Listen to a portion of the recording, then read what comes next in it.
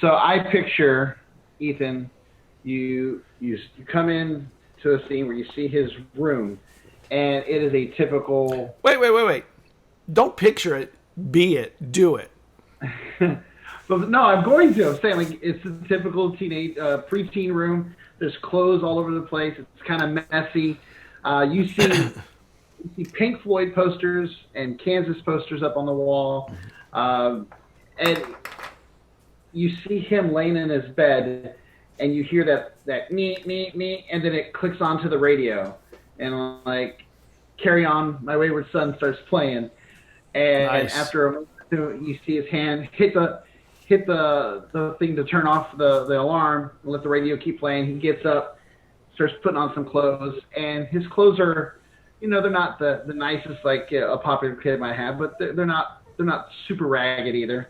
And after he gets dressed in what he thinks is somewhat clean clothes, he kind of hops up and brushes his hands through his hair. It's shaggy, dark, dirty blonde hair, and he quickly grabs his jacket and begins to head out the room. And as you see him walking by, you do see a couple holes in the wall where it looks like somebody had punched his wall. Oh. And he kind of tries to sneak down the hallway, and he kicks a beer bottle, and he kind of like stops for a second, and then you hear like rustling from another room, and you look over and you see his dad passed out drunk on the couch, and it's morning, and he quickly begins moving, hoping not to wake him up as he rushes out the door to head to school. So he just as you're heading to the door, you hear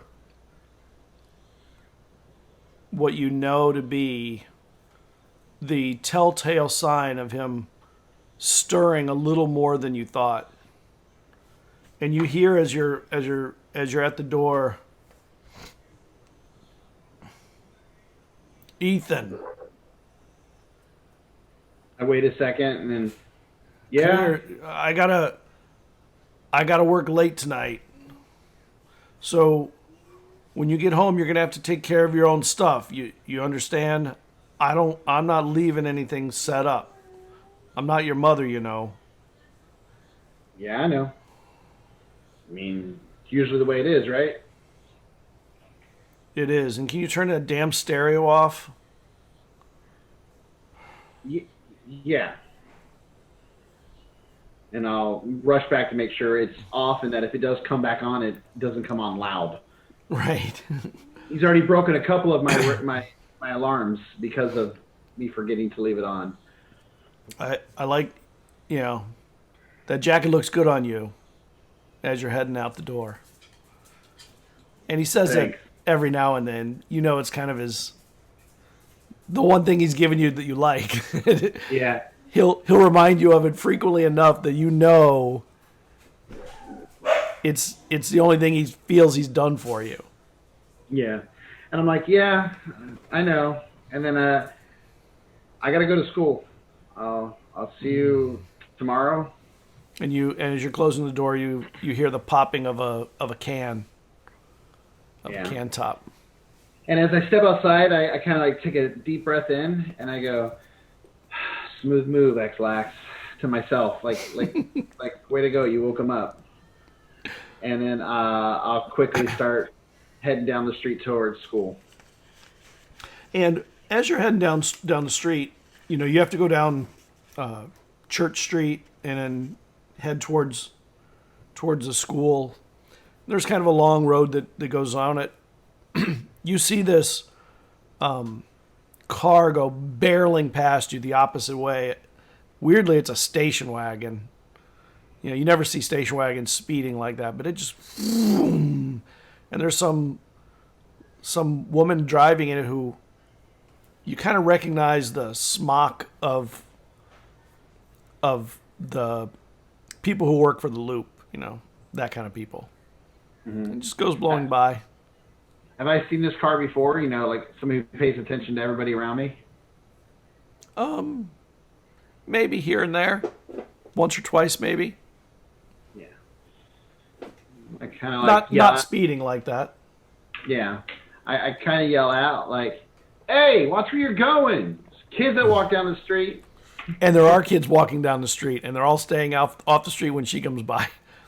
Sure, some of them turn to look at me because I say it like, hey, you know, like there's Ethan again, getting all mad. And as you're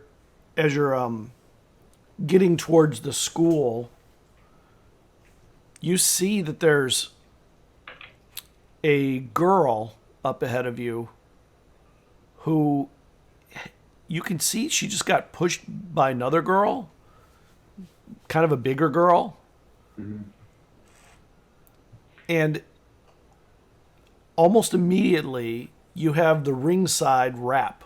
You know, all the people who are in the area kind of descend and create an audience for what potentially could be turning into a fight. Yeah. And you've seen that girl. She's got the thick glasses, the one who's pushed back, and she's often the target of bigger people, girls and boys. Now, I don't generally like to hit a girl, but I do see her being pushed. So I kind of walk over, and like as kids are starting to like crowd around, I go, "Hey, knock it off! Like, why are you wigging out? Leave her alone." And this girl stands up in front of you. Who the hell are you? Same between you and me. It's between me and her. No, but you're picking on somebody, and what did she do to you? She cheated off my test. I never cheated off your test. Prove it. And she pushes you back. Or tries to push on you, but you know, you're pretty big too. I just look at her like, I just kind of laugh. Go on. Sorry. I was like, how about you go about your day, and I'll just walk with my friends here, and we'll see you at school. And I'll just kind of put my arm around the girl with the glasses and like just push past her like she does. I don't even care if she responds. Like, you're gonna leave her alone. And when you go to help her up, you realize she's already hopped up, and she's starting to wiggle her way through the crowd that had assembled around there. And the big girl, she looks at you. You're the one who stands up for the little kids around here. I've seen you around. Congratulations, you have eyes. Why don't you use them and look somewhere else? I'll take you down one of these days. I'm going to put you on my list. And she turns her back to you. I don't know if I should be worried or impressed that I made your list. She doesn't answer. And two other girls who are in the crowd around her kind of, like, as she heads out, they kind of wrap up behind her like blue angels and create this flying V formation. Yes, exactly. They walk away from you, and they do it while you're mid sentence. Like they just discard your commentary. And I'll look at everybody else like, all right, show's over. And they're starting to disperse anyway. Do they start snapping while they're walking down the street? No. Do I see anybody else in the group anybody that I might recognize in the crowd? Yeah, you do. You know a lot of people in the school. I mean, as it is. I mean, I wouldn't say you know lots and lots of them, but you know enough.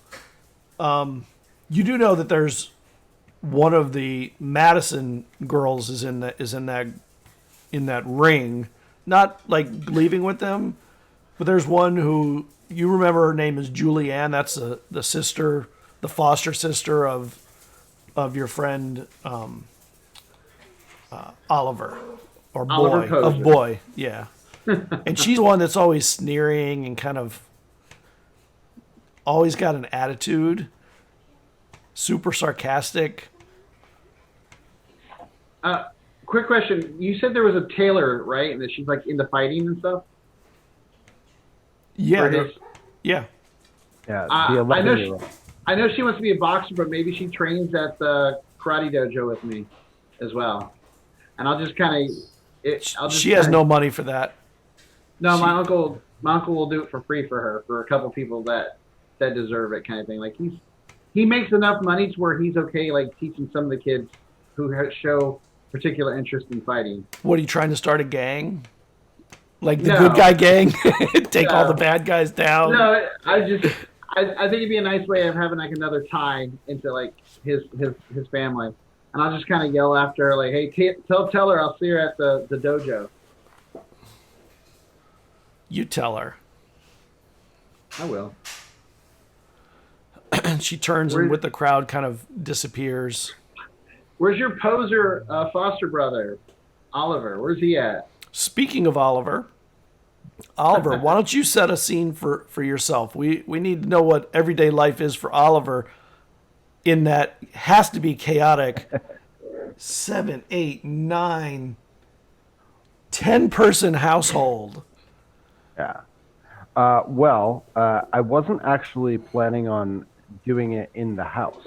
Okay.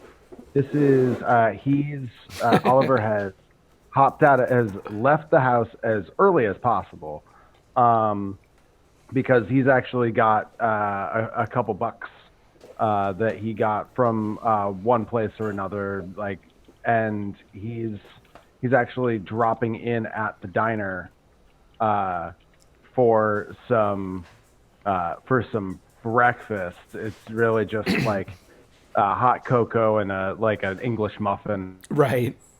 The cheapest thing on the menu that you can get. Hands on. Whatever he can. Yeah. Yeah. 48-cent special or something. Either he's going to try. Right. He's going to try to sit in either sit in Meg's section or sit at the counter. She's working back. She's working the counter today, and there's a few people, sparsely populated countertops. It runs the length of the diner. More people sit at the tables, but it has enough to accommodate people like you come in just for one seats. Yeah. How you doing, honey? Good. Can I have the English muffin and with butter? Of course. How you doing? How you doing today? You look. I'm good. You're up early. Yeah. I'm trying to get into school a little early for study hard. Gotta get good grades. Yeah, you got to get good grades. It's important. Who knows what you can do if you get good grades, especially in a town like this. It's booming with all these, I don't know what you call them, researchers and scientists, I guess. Yeah. Maybe I want to do that. That would be amazing. Man, there'd be a lot of people proud in your life, I'm sure. Yeah, that's hoping. That's an interesting comment. You're hoping. You should just do it, not hope for it. Just go for it and get it. I will. I'm sure you can. I see you up early in the morning all the time. You are good at building habits. I see you eat the same breakfast all the time. And she puts in the order while she's talking to you, and she kind of leans. So how come none of your friends come in and eat with you? It's always just you. I see him walk by. Oh, I like to have some time alone with all the people. Tell me actually. Tell me about you. How's your day? How's your morning so far? Well, so far I have served up at least 40 hot coffees, probably more eggs than I can count, and it's been pretty, I would say slow. Some days it picks up pretty quick. Oh. And as you're talking, you see this car barrel past you out the window. You hear it. It's like this station wagon. You know, the kind with the fake wood along the side, the panel, the outside paneling. It has the fake wood, not like the old school 50s woody, but like the cheap plastic wood from like a Buick Skylark or something, station wagon or something. Those scientists, some of them, they're just in such a rush all the time. They don't know when to just take it easy. It's like they're saving the world or something. Maybe they are saving the world.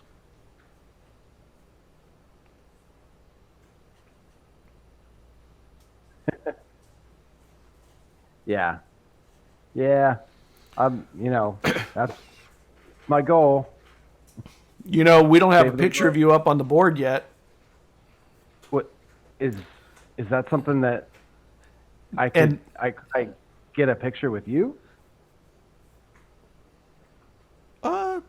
Sure, honey, you can get a picture with me.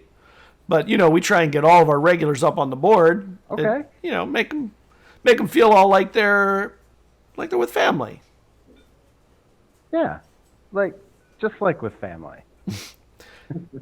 And she says to one of the other waitresses, "Can you watch them for a moment? Watch him especially. He's going to try and get you to give him some free bacon." And the guy's like, "Actually, if you got any free bacon, I'd be in for that." And they laugh, and she comes around. All right, let me. She takes out a compact, which I don't even know if people use compacts anymore. But back then, I think all of the older women had compacts in her purse. Yeah. She dolls up a little bit. All right, let's get this pictures. We got to get you up on that board. You might be our youngest regular. And she kind of reaches around you, and she brings her cheek close to your cheek.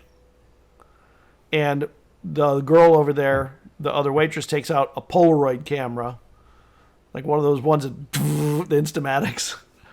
And she, all right, here we go. On 3, 2, wait. You have to say cheese on 3, okay? 3, 2, 1. And then she clicks. As you're going, oh, no one said cheese. I'm sorry, I did it too quick. Hold on a second. And she takes it out and she puts it down on the counter. Let's get another one. You can have that one. Let me get another one, okay? And she goes, all right, on this one, cheese on 3. 3, 2, 1, cheese. And Meg goes, cheese. And she clicks and gets the camera. And she goes, all right, so this is the one for the board. You got yourself a free Polaroid. I mean, I don't know what good use it'll be for you, but I'll take it. Yeah. And Polaroids, by the way, are fascinating at this time. Yeah. They've been around for maybe 10 years or 8 years, but they were still cool. You had to shake them. I'm not even sure why they shook them, to get air across what. But that's what you did. You didn't have to shake them. Everyone did. Oh, you didn't? I didn't even know that. You shake them. No. She shakes them. You're shaking it. After that song, Shaking Like a Polaroid Picture, Polaroid actually came out and said, you do not have to shake Polaroid.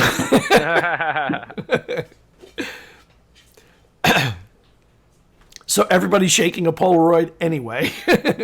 And a moment later, she peels it away on hers, and she says, all right, you need to peel yours too. You don't want to leave it too long or overexpose.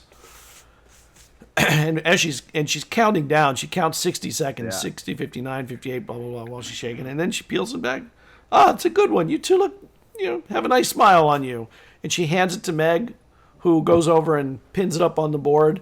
And she pins it right in the middle of the board. There's space everywhere. She kind of moves some others around, and she puts our youngest fan. Or our youngest regular. Yeah, I'm definitely putting this, keeping this in my, in a, I don't know, dream journal or hope chest, whatever my what is it? My goal board or what is it called? A vision board. Yeah, vision board, like a vision exactly board, right? Yeah. That's the word I was thinking of too. Nice. And I have dogs, 3 of them, and a cat and 2 spiders. Jumping spiders. Yeah. So the food comes out, and when it comes out, there's a piece of bacon on it on the side. Said, "Oh, don't say anything." And then Meg goes back to work. You better you got to eat quick though. You're gonna miss class. And she goes and starts serving other people, and she smiles at you and winks. Don't you be trying to get any free bacon around here, says the guy who's looking at your free bacon. Yeah. And he just looks down. And she keeps working.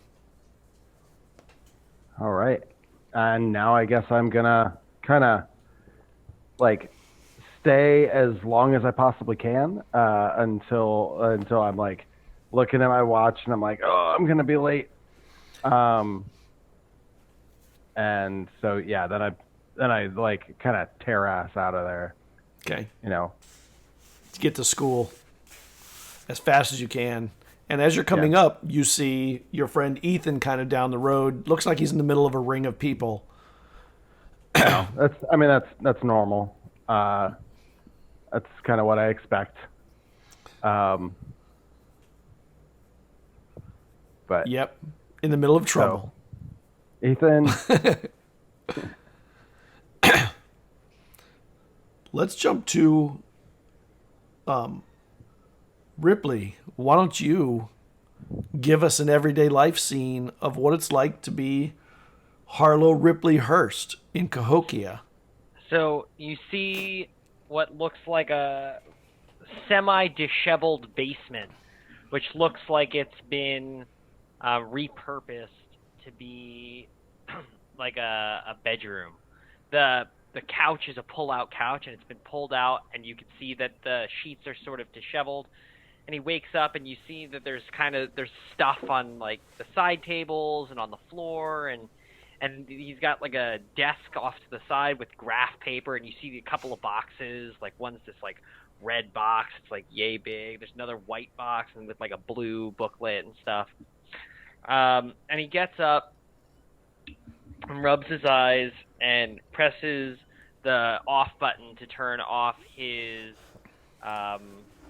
the alarm clock that's going off.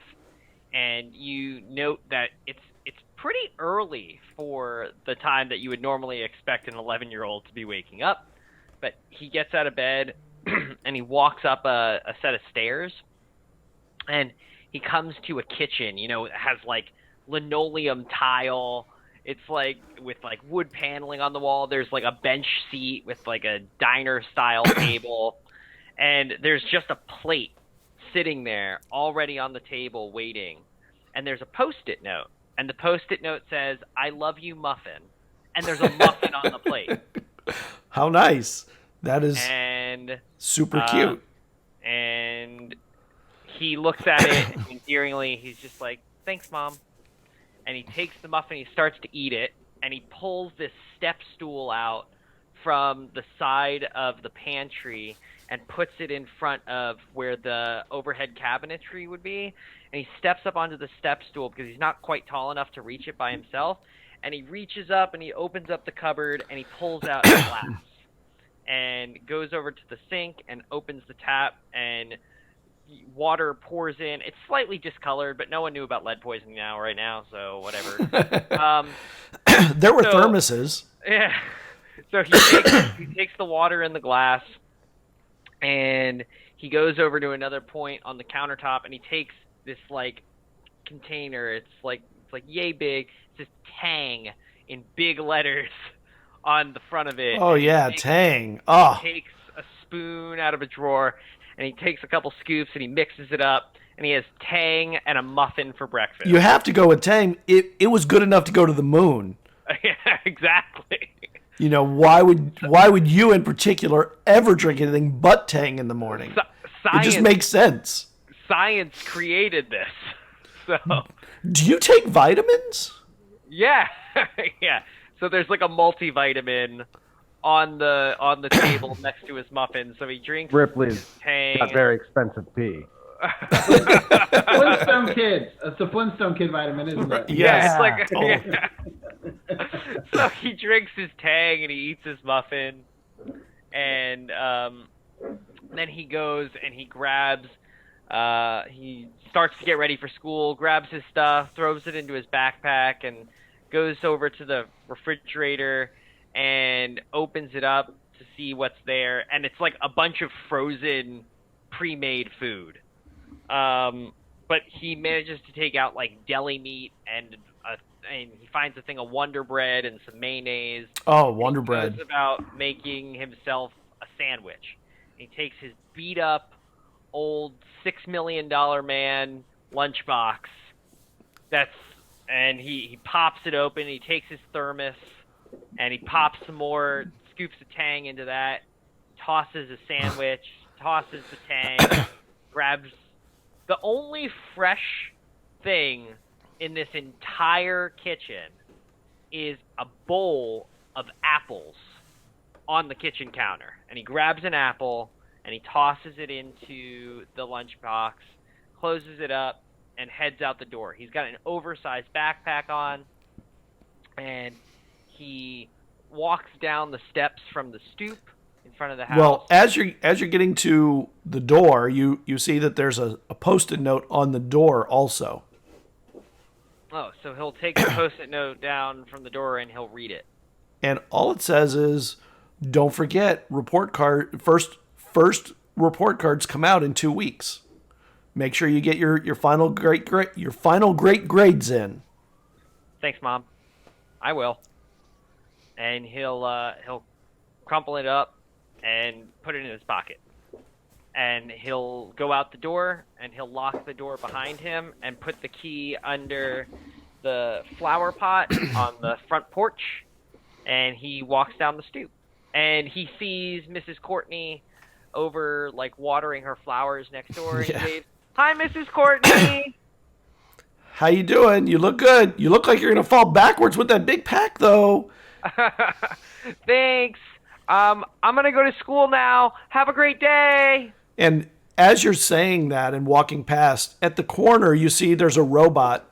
And there's a post that's been put in the corner of the street.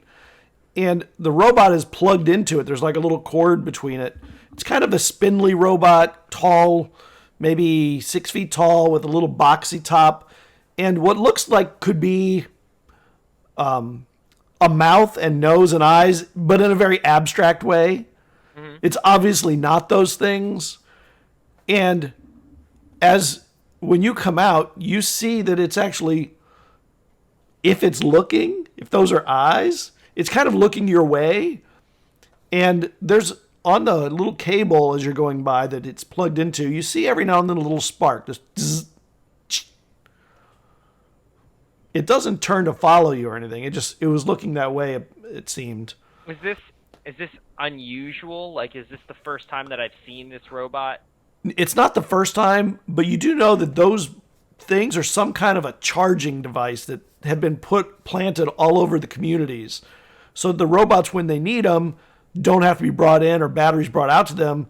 They walk over to these charging places, plug themselves in, and get recharged. Okay.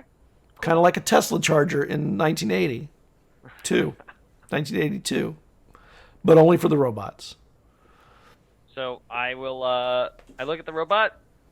That's cool. I might even like walk closer to see what's up with it, and I just see that it's plugged in. And I think, oh, that's cool. And then I'm like, oh wait, I'm gonna be late for school. And then I start like booking it with this big backpack on, and Ripley wears. Because Ripley has formed his own worldview, he also doesn't, other than social cues that he's gotten, he's not really up to date on, like, fashion. He doesn't really know what's cool to wear. So he wears, acid wash jeans and Doc Martens. That would have been very cool at that time, actually. Acid wash jeans? Yeah. He tries. He tries, but it's like very ungapatch. It's like very mixed matched. So he's got like acid wash jeans with Doc Martens on. Yeah, that's and, not. Like a weird like shirt vest thing. Your belt is too long. Yeah. It like goes over and folds down. It's just too long. And he's heading to school. You're heading to school, and you see, as you're turning the corner, your friend,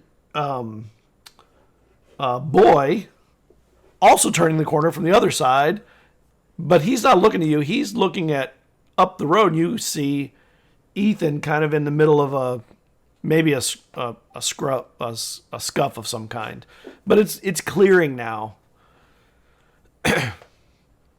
And you see your friends. Hey, yeah, you guys. At this moment, you would hear me asking your foster sister, "Where's that poser foster brother of yours? Where's that poser at?"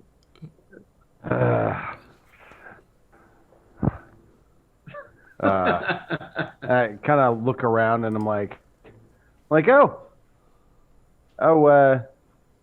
hey Ripley. Hey. So, do we have? We've got a. Don't we have a test today? Yeah. So, what's it on? I think it's on polynomial addition. Cool. Yeah. It's super easy math. It's just a polynomial is actually polynomial just it's addition. yeah, it's I've very never met very her. simple. It's very simple. It's an expression that has multiple parts, and you just have to add them together. All you do is you take the variables and then you eliminate them so that you can subtract one part from the other, so that you can determine what the variable is equal to, and then once you have that figured out, then you can just finish it. It's just like a normal addition problem. You hear the school bell going off, and you realize you're not in class yet.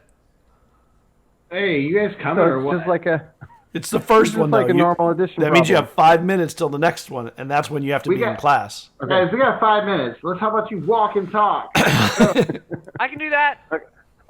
Okay. And you get into school. I come running. Right. Everybody starts running that's this far back. The ones up close, they know they're going to make it. The ones way in the back, maybe not so much. I don't run. I just kind of like casually, like I'm not worried about if I make it or not. I'm not here to please them. Yeah. And your first class is, in the case of, well, Ripley, actually you're all in the same grade at this point, because even though Ripley's younger, he was advanced 2 grades. So he is in with the 13-year-olds also. So you're all in your first period class, which is math. Yay, I love math. Best class. It's Algebra 1. And this is when the weeding in school happens. The people who are good at regular math, half of them are going to fall out this year, for sure. It's the year when math people separate themselves from those that aren't. All because of A plus B equals C, and some people getting it and some not. And you start to get into your class, into the grade, your room. Hold on, I need to get the sheet up.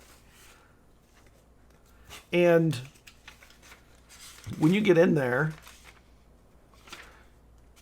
the teacher is just sitting at the desk, and this is his routine. He sits and looks at the clock. He doesn't say anything to the kids. The door is left open. And as soon as you hear that bell, the bell goes off through the school, he gets up, almost in like a military fashion, walks over to the door, closes it, and locks it. He doesn't just close it and wait for kids to come in. He gets the door and he turns the lock. And immediately you hear, "Well, I'm just a moment late." And he doesn't say anything, and he walks over to the front of the class, and all the kids out in the hall know they're going to be caught out of class. And this is the teacher that doesn't care. You hear me kind of like silently go, burn. I mean, it's one thing. I mean, they are definitely burned. But damn, he's harsh. So, and this is Marcus Sandowski. He is an old school teacher. He also coaches the basketball team along with the PE coach. And when he stands up in front of the class, nobody says anything unless they raise their hand. He has like military style controls on the class. But what does happen around his class a lot is there is a lot of note passing. But people are, because it's the first period, everybody wants to get their gossip going. And there's just not a lot of, when he turns around to start writing on the board, he doesn't look back. So when it happens, there's a lot of leaning across the aisles and handing things to each other and stuff like that. And I have to get used to your names. I have to keep all my notes, and there's so many notes around me now from all of your awesome backgrounds. It's hard to keep up with them all. Oh, there it is. You, Ripley, somebody hands you a folded yellow piece of paper, and you know that yellow color. Where do I know it from? Oh, it's Post-it note color. Ooh, okay. So I opened the Post-it note under my desk. And it when you unfold it, it says, "Love you, honey." And it's in your mom's handwriting. That's weird. And then you hear some snickering to the sides. And I'll take it. And what's wrong with that, right? I mean, nothing's wrong with that. I take it. I smile a little bit, and then I put it in my pocket. and these bigger kids, these are definitely the older kids, and they're the ones that over this semester, you kind of have realized that these kids are probably the ones that pick on you, but it took you just a month and a half to realize that they were picking on you. They're not like physically abusive. They just laugh at everything about you. You come in, you do your thing, and it took you forever to realize, but your friends, they knew almost right away. And they sit back behind you, and they see this happen. I was going to say, can I sit behind them, and as they're messing with them, I just kind of kick one of their chairs, and when they look at me, just kind of shake my head mm-mm. And when you do, this girl stands up, and she says, "Ethan, why'd you kick my desk?" And the teacher turns around. And he just stares back at everything. I was trying to adjust myself, sir. Sorry, I didn't mean to interrupt your class. And she smiles at you, and then when she turns, you see her smile like, those actors? Mm-hmm. She's smiling and kind of laughing at you, and then her smile drops to a serious face. "Thank you, Mr. Sandowski." And she sits down, and he kind of looks back and says, "All right, everybody, we have a test today. I'm giving you some information up here that you're going to need to get through this. So if you want to horse around, you can go out there with those that are late every day and go get your detention and be done with it. You don't have to sit in my class. You could just deal with the consequences if you'd like." And he, without even waiting for a reply, just turns and finishes putting the information on the board that you're going to need. And as he's doing it, he says, "Take out a piece of paper. You're going to need to write 1 to 10. These are the 10 problems you're going to solve." And there's 10 problems across the board. And this is a chalkboard, by the way, not a whiteboard. This is the old school. There's chalkboards and the erasers. The erasers that make all the powder. while you're in there, Oliver, you're easily distracted. I mean, the test starts, and it takes you a moment to just kind of get into the mood and mode of doing your math. But as you're looking outside, I'm still thinking about the whole dynamic that just happened, right, with the kicking of the chair, and how I'm going to get back at her secretly by, just spreading a rumor or something like that. Everybody likes me. They always believe me, no matter what I say. So. Oh, well, that's nice. That is true. They do. And the teacher didn't get mad at you. He continued with his way of teaching and just used his eyes and a little bit of conversation to reprimand everybody in the room, yourself included, for all this. And while this is happening, you can see out the windows, to the front of the school. And you see a robot walking past. And it's one of the newer robots. It's got it has the word Fujiyama and some numbers under it or something. And you know that that's the first Japanese robots you've seen arrive. You had heard rumors that there was these new Japanese robots that were just more functional than the American robots, which of course nobody believes, because if it's not American made, it's not quality. Who wants a Honda or a Toyota in 1980? Ew. So the assumption is robots are the same. But this robot walks it has an interesting gait. It seemed to move a little quicker and better than some of the others. It almost has some, for lack of a better word, like dexterity to it. And it's just walking past. And that's all it's doing. And then, all right, are you going to do your test, boy? Or are you going to continue? No, he doesn't say boy. He says Oliver. Or are you going to continue daydreaming? Sorry, sir. Yes. And you go through your tests. Like so 15 minutes into the test, and I put my hand up.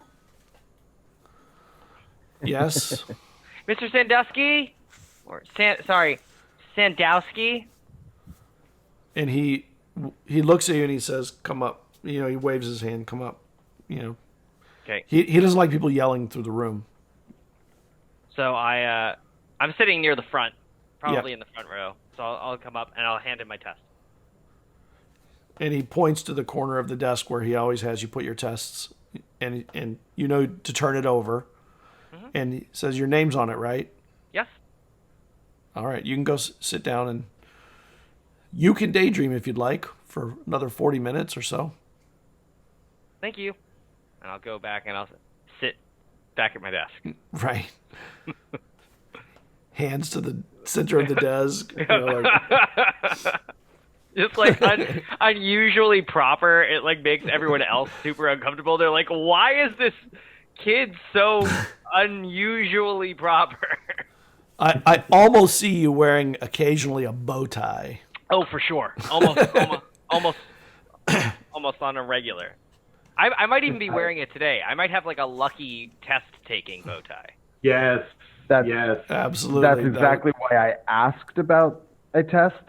I saw your bow tie, and I was like, oh no, we've got a test, don't we? And one of these days, you're going to wear it just because you needed a tie, and I'm going to freak out. Right. Study everything. So you sit down and you realize everybody else in the class is on problem like 2. As you're coming back, you can see the paper and all the people in the room, when they see you coming back, they kind of under their brow look up at you with a leer that you don't even notice. but you probably feel it, but don't know what you're feeling. And then you sit down and do your thing. As you see them giving you leers, Ethan gives you a thumbs up and a smile, like "Good job." and I go back to doing my test. Yeah, you're on problem 3. You're a little ahead of them. And I just have a wild-eyed stare. Like you're on problem 1. You're looking at hieroglyphics. headline. You see like numbers and letters together. You're like, Hi. there aren't supposed to be letters in math. You're like, sir, are we studying hieroglyphics? I thought this was math. And for the next 40 minutes, it just feels like torture for anyone who finishes and anybody who's still taking the test. It's just a different form of torture. You know, they all trickle up one at a time, not very quickly. Nobody else turns one in for another 20 or 30 minutes. But then there's a trickle of them all coming up and turning them in. And every now and then he'll look at them and he goes, "Whose test is this? There's no name on it." Holds it up. Somebody says, "Oh, that's mine. I'm sorry." And he comes up and puts his name on it. It's a good thing somebody's here to be your father, I guess. You know, just kind of rude comments like that are like, you know, take care of your stuff kind of thing. And the bell rings and you go to your next class. And we're going to, you know, you have school all day. You split up into different classes. We're going to skip all of the rest of school today. That was, you know, the scene was set. We know what your school's like. We might get to another teacher in another scene, but we don't need to hang out in the school the rest of the day. Right. So we're going to take I'm going to give you a scene now. I'm going to start a scene. So you're coming out of school and there's a station wagon across the street that you've recognized from this morning. 2 of you did. It's that same one, that Buick Skylark station wagon with the side paneling. And there's a researcher there with a white jacket over by that new Fujiyama robot. And she's using some diagnostic tools on it or something. And suddenly you see smoke come from the top of it. And you just see her, like her eyes drop. Like the exasperation.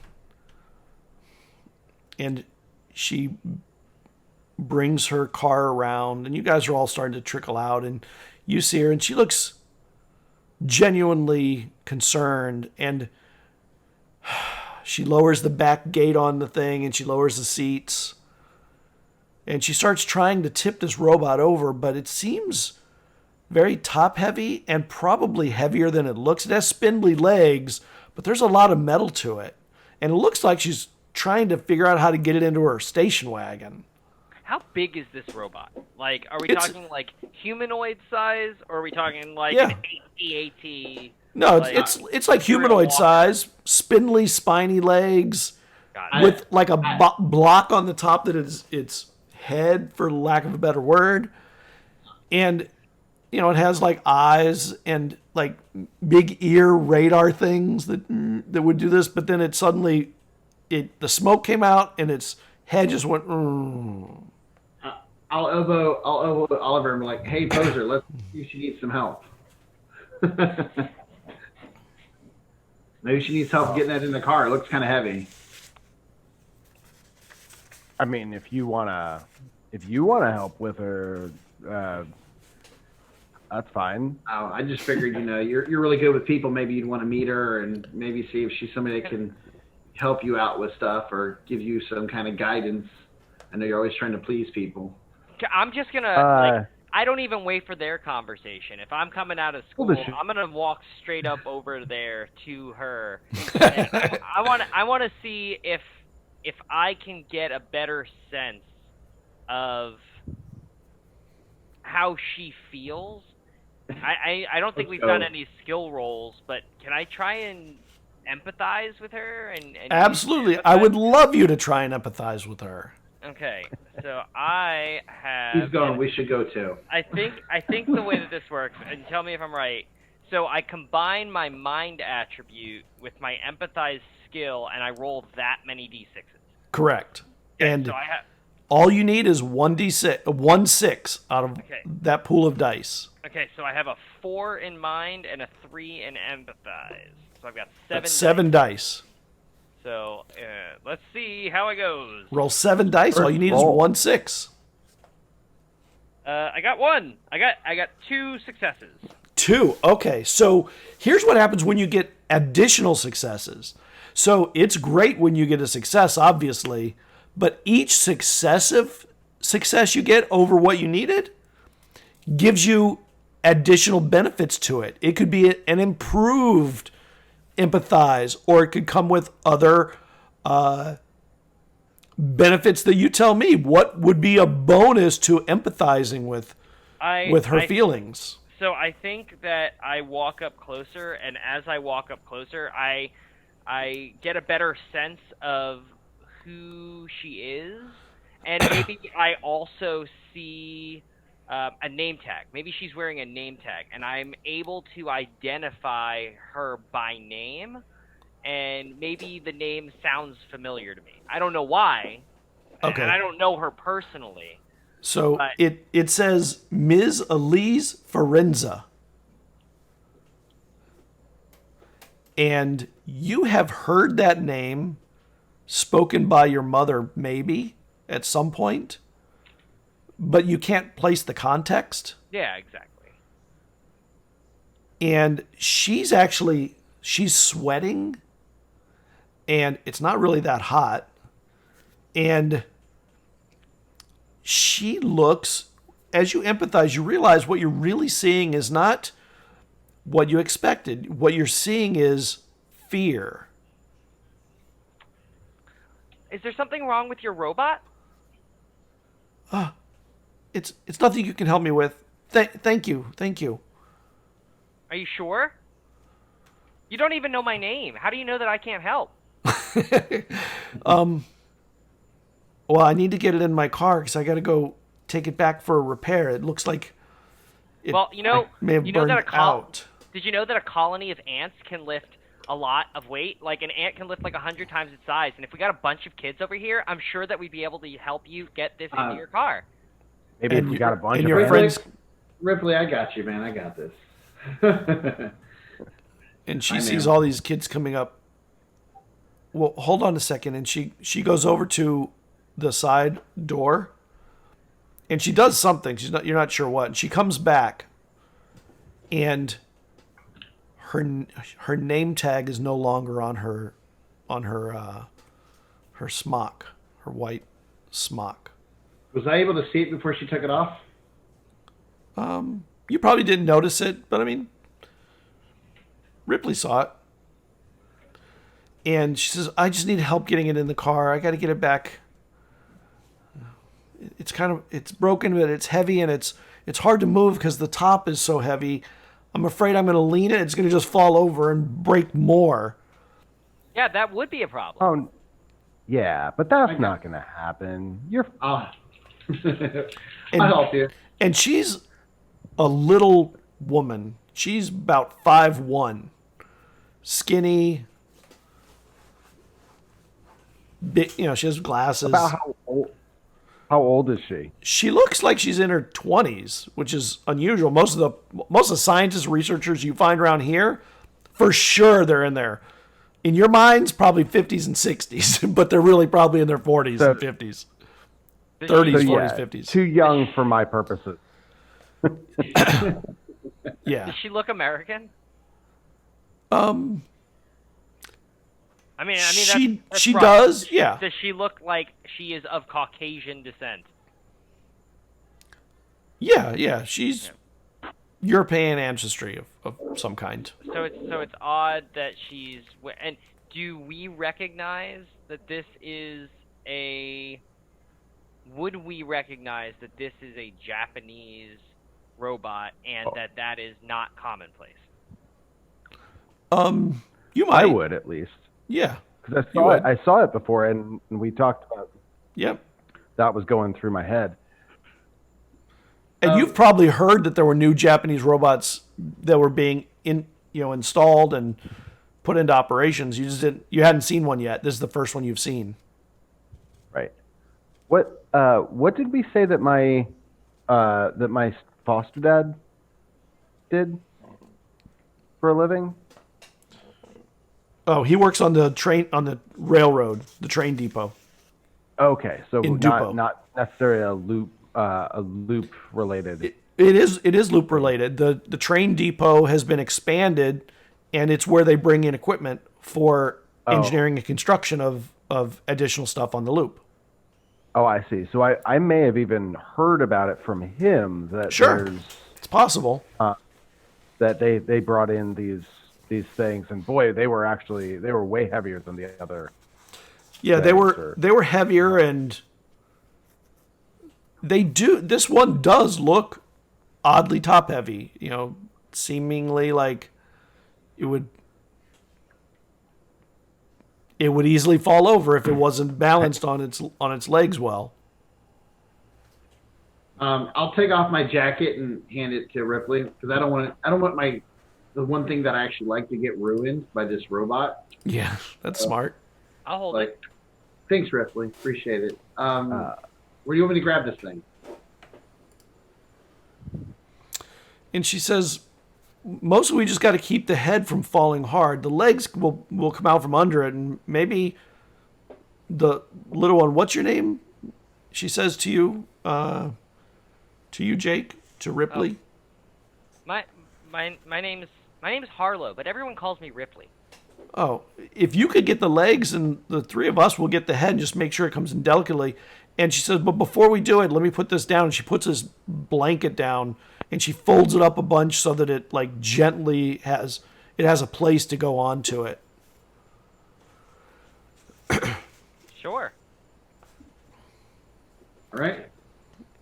And I guess on 3. Sounds A lot good. of counting in these episodes today. I'm not sure why. Make sure you lift with your legs, not your back. In theory, we don't even have to do any lifting at all. Technically, we could get something that's the right height and put it at about That's a great idea, 2/3 of the way down this object, and then we could use him as a fulcrum, and then we can use it as a pivot point, and we could just sort of lean it into the car.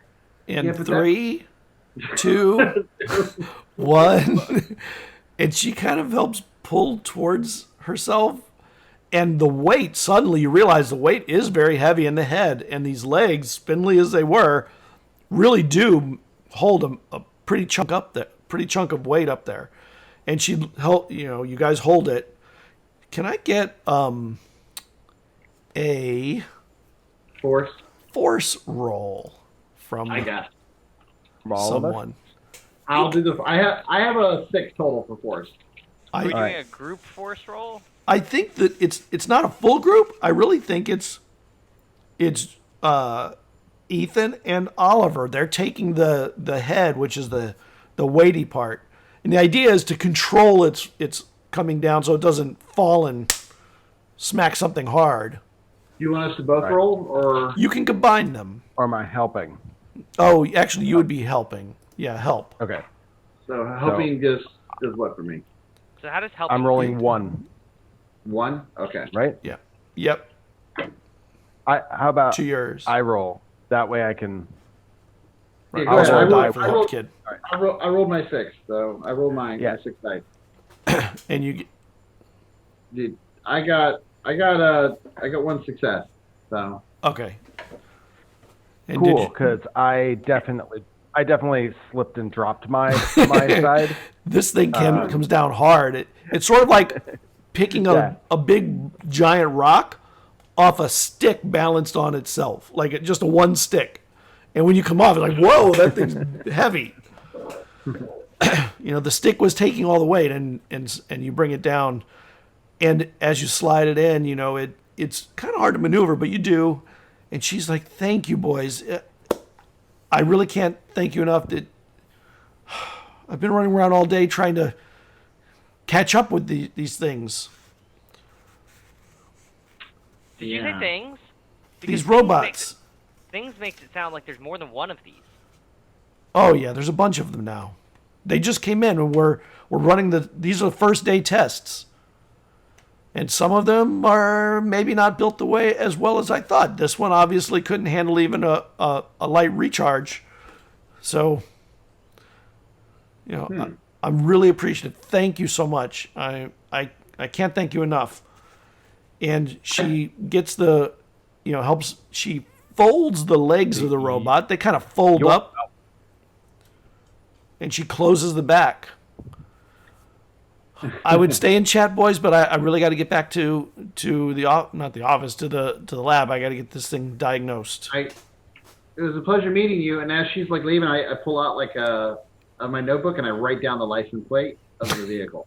Bye, Miss Forenza. It was nice to meet you. When I hear him say the name, I write the name Forenza next to the license plate and the make and model of the car. Oh. Buick Skylark station wagon with beautiful fake wood paneling on the outside, but it also has some chrome stripe down the middle of it too. That's pretty cool. Ooh, that's pretty cool. That's happening. Even I know that's happening. And it is totally happening. It is happening in 1950.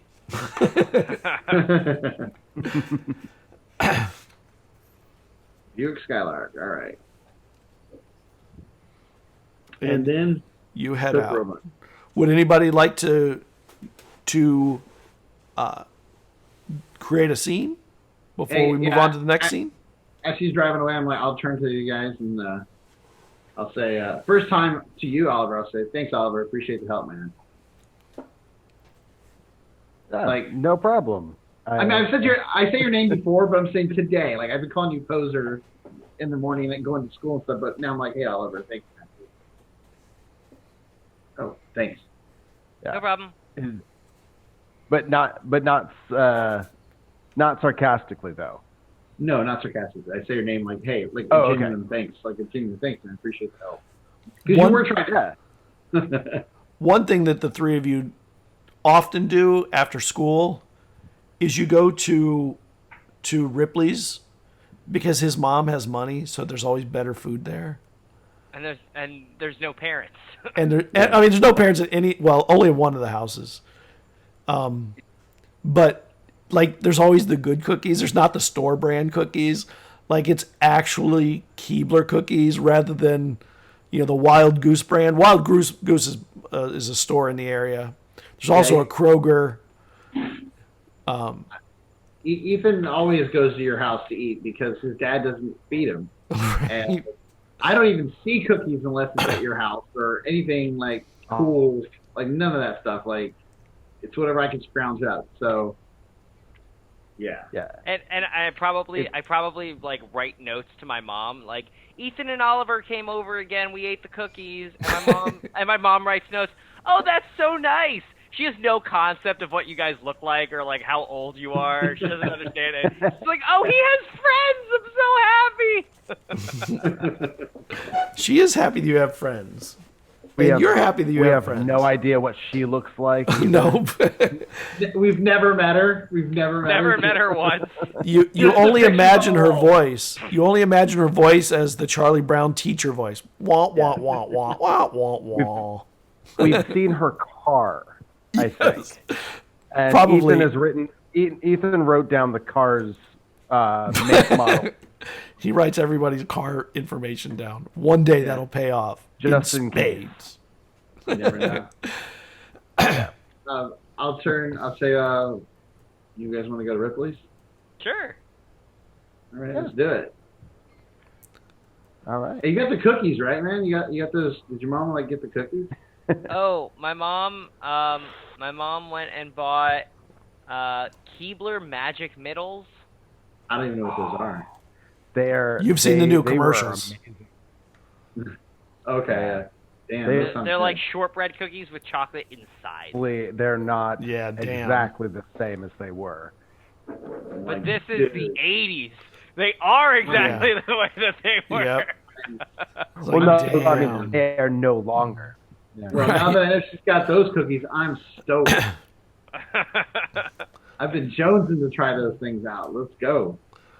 And you get as you're heading there, you see there's one of those robots plugged in a charge port, like a just post in the middle, at the end of the street. And you see a weird little arm kind of reach out and unplug. It does something, it twists its hand, and the cord, when it comes out, it's like it's sucked into the post. And it goes into a hole, and then the hole closes. And the robot, you see the robot kind of raise its weight up and start walking down the street. And it says Fuji? It is. It's one of the same ones like the one you had just seen. Did we see the number? Fuji, like what? Oh, now that you're looking, it does have a number. It is hold on, I got to get that note. A Fujiyama.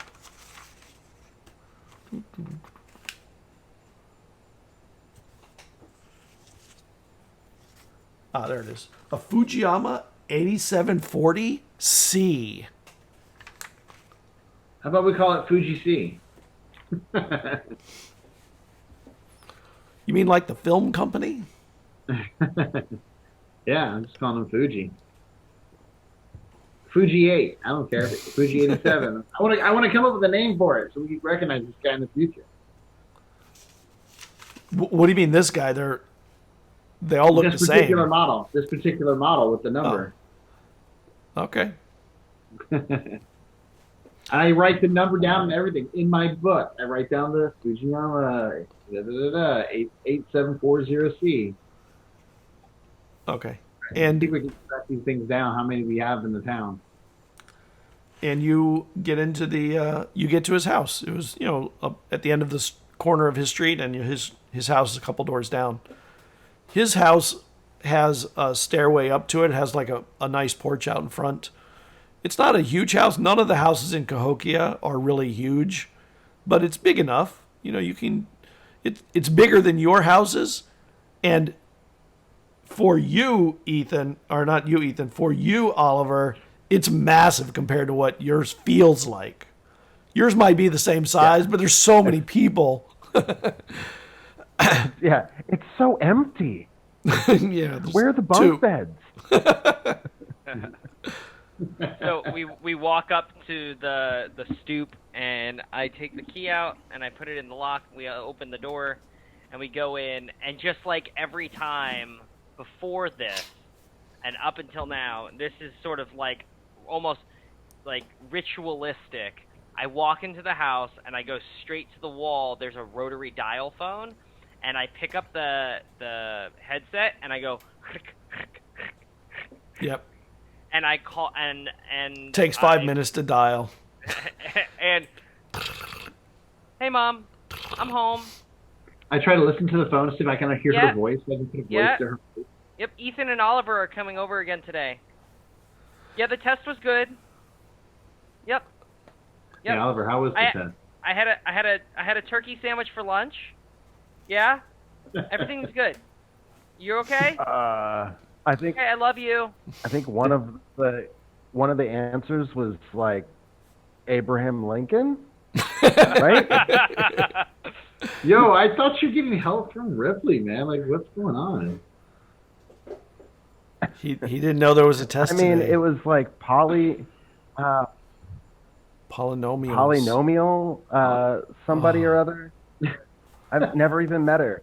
I mean, I don't remember talking about her at all. Polynomial. Oh. Polynomial.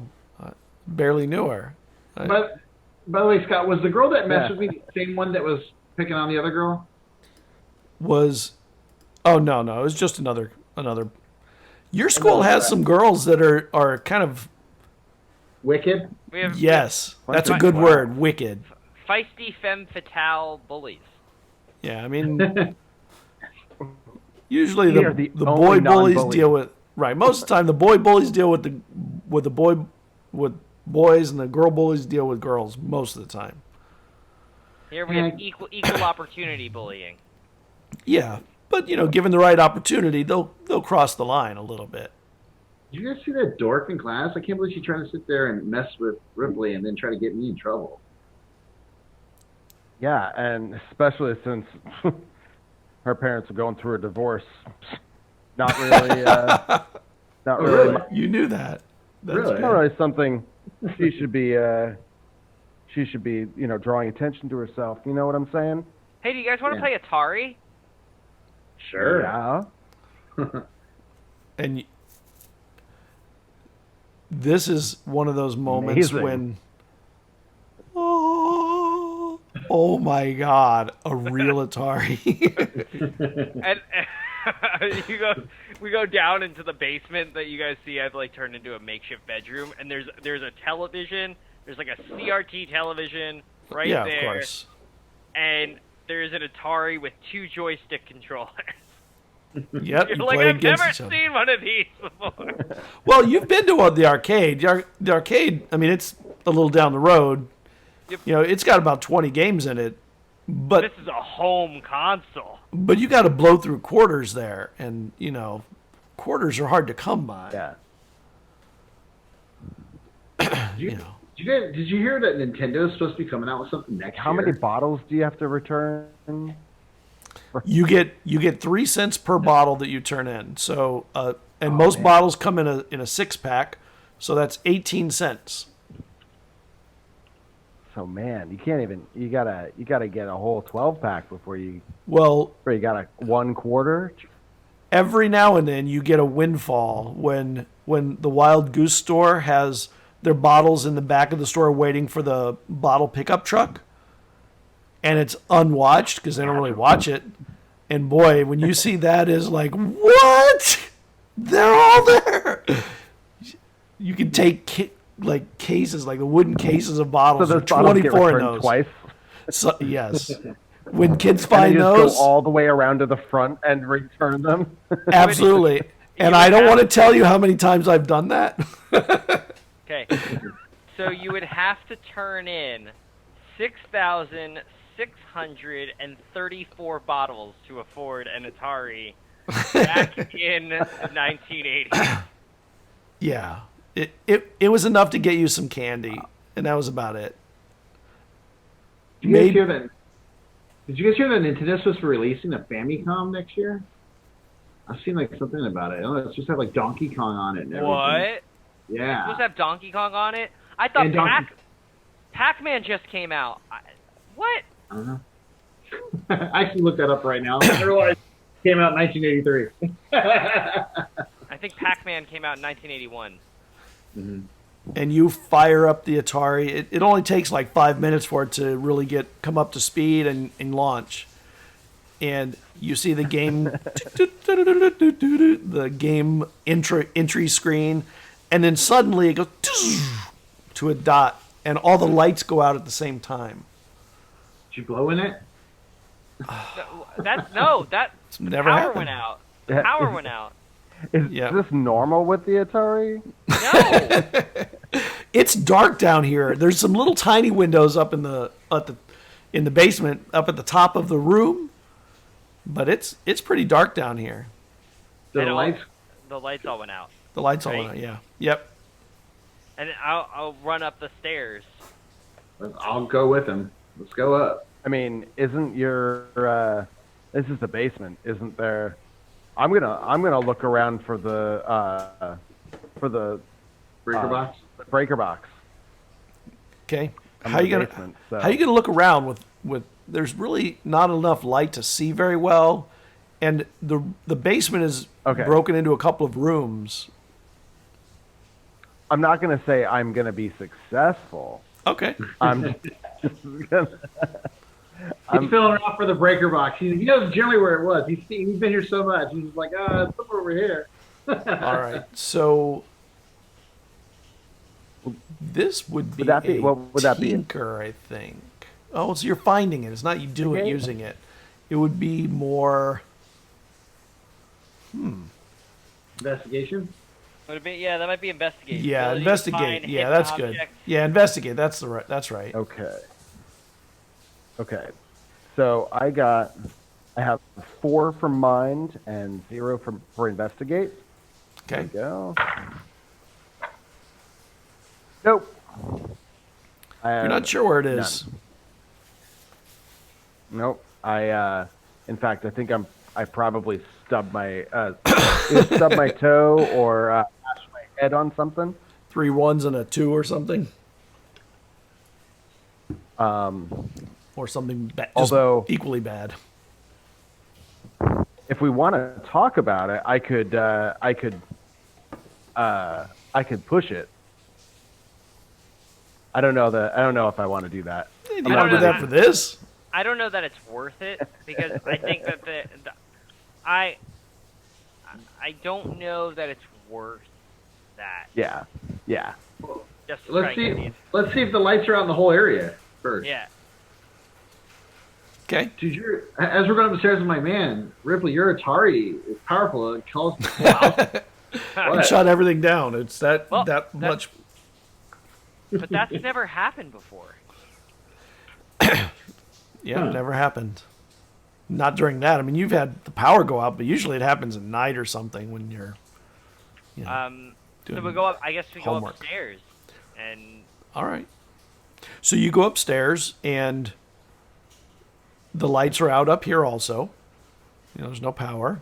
if I look out the window, It is day, so you can't really tell whether there's power, but you do see people kind of meandering out into their front yards, which is exactly what people do when the power goes out. They go looking to see if other people's power is going out. do I see Mrs. Courtney coming You out do. of her house? She's out there looking. Oliver. I go this downstairs. time I'm coming up the stairs. Yeah, just say, I yell, Oliver! And like yell right in your face. Oliver! Oh, hey, sorry. It looks like other people's houses are out too, man. So, You guys want to go to the theater? Like, wait, nothing else going here. I'm gonna step out to the front. I'll like open the latch and open the door. Mrs. Courtney, did your power go out? It did, dearie. It looks like the whole block went out. I don't know what to do. It'll come back on. It always does. Just give it a few minutes. Oh, okay. I'll let you know if it doesn't. Thanks. Okay. And she turns back to talking with another one of the neighbors that's out there speaking with her. While he's talking, I turn to Oliver. I'm like, yo, you want to go get those cookies? Yeah. You can do that when there's no power. So like, yeah, you're talking to me, you come back in, and we're like eating the cookies. Like, The only bad thing about it, though, is that he could have soda, but he doesn't. All he has is Tang. No, there's also Ovaltine. We also have Ovaltine. Or Ovaltine. And Sorry, you got it's milk? not because his mom won't buy it. Right. He just is like, no. Why would I have soda? That's like hundreds of years old. Tang is the future. Tang is the Yep. future. Dried beverage product is the future. Better health through science. I can totally see him having like some customer shirt that says "Tang is the future." Yeah. Your mom occasionally buys or gets, you don't know where she gets them, these look like aluminum foil wrapped foods, dried foods, that is what they use when they go on space missions. Yeah. We have like the freeze-dried ice cream. Yes, exactly. It's Stuff amazing. was so good. Um, Tastes like styrofoam, So- but it tasted like ice cream. so you ask if we have milk, and I'm like, yeah, of course we have milk. And I go into the cupboard and I pull out like a container of Powdered milk. dehydrated milk. And you have to like reconstitute the milk to add it to the Ovaltine. While he's making it, I look at Oliver. I'm like, why do I even ask? I didn't know Everything is made with your like chlorinated lead-based water. Oh my god. We need to make sure like we like bring drinks from our houses next time. You don't have any drinks. You just have water. And my dad's beer. Right, you could steal a beer, maybe. Oh man, I need milk. And I'm gonna take a spoonful of Ovaltine, just straight. Just straight to the mouth hole. it doesn't taste bad. It's not Hershey's. It's not Hershey's quality. It's more like a malt than a chocolate. You try to swallow it. It's like the Powder. the cinnamon challenge, where it's just like. Yes. It's like blowing talcum powder out of your mouth, but brown.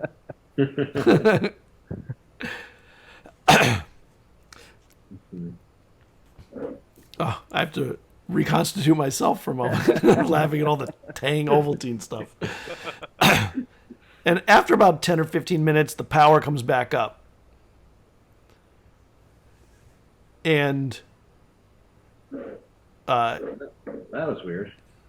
you hear someone knock on the door. With it. It's me. It's your neighbor. Oh. It looks like the power came back up. Just thought you might want to know in case all your lights were out. You wouldn't know. Thank you. Our power's back here too. Great. And she heads back across. And you spend the afternoon, or some of the afternoon, playing with the Atari. Probably more of the afternoon than you should. Yeah. Possibly into the evening. Because once you get started, especially because you can play two at a time and you can rotate it and play round robin, suddenly it's nearly impossible to not be playing one. Because you got to get in the next game. I think at some point when I see it later, I'm like, you guys want to go to the theater and check out like in the movies and see what's going on here? Sure. Yeah. Maybe something. No.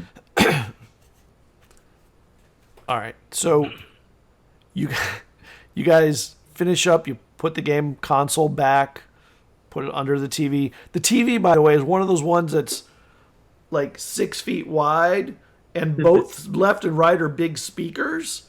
But above it, inside of it, there's a sliding console with a record player. Nice.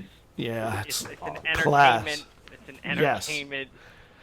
Made of real wood, like, and really nice, like maple.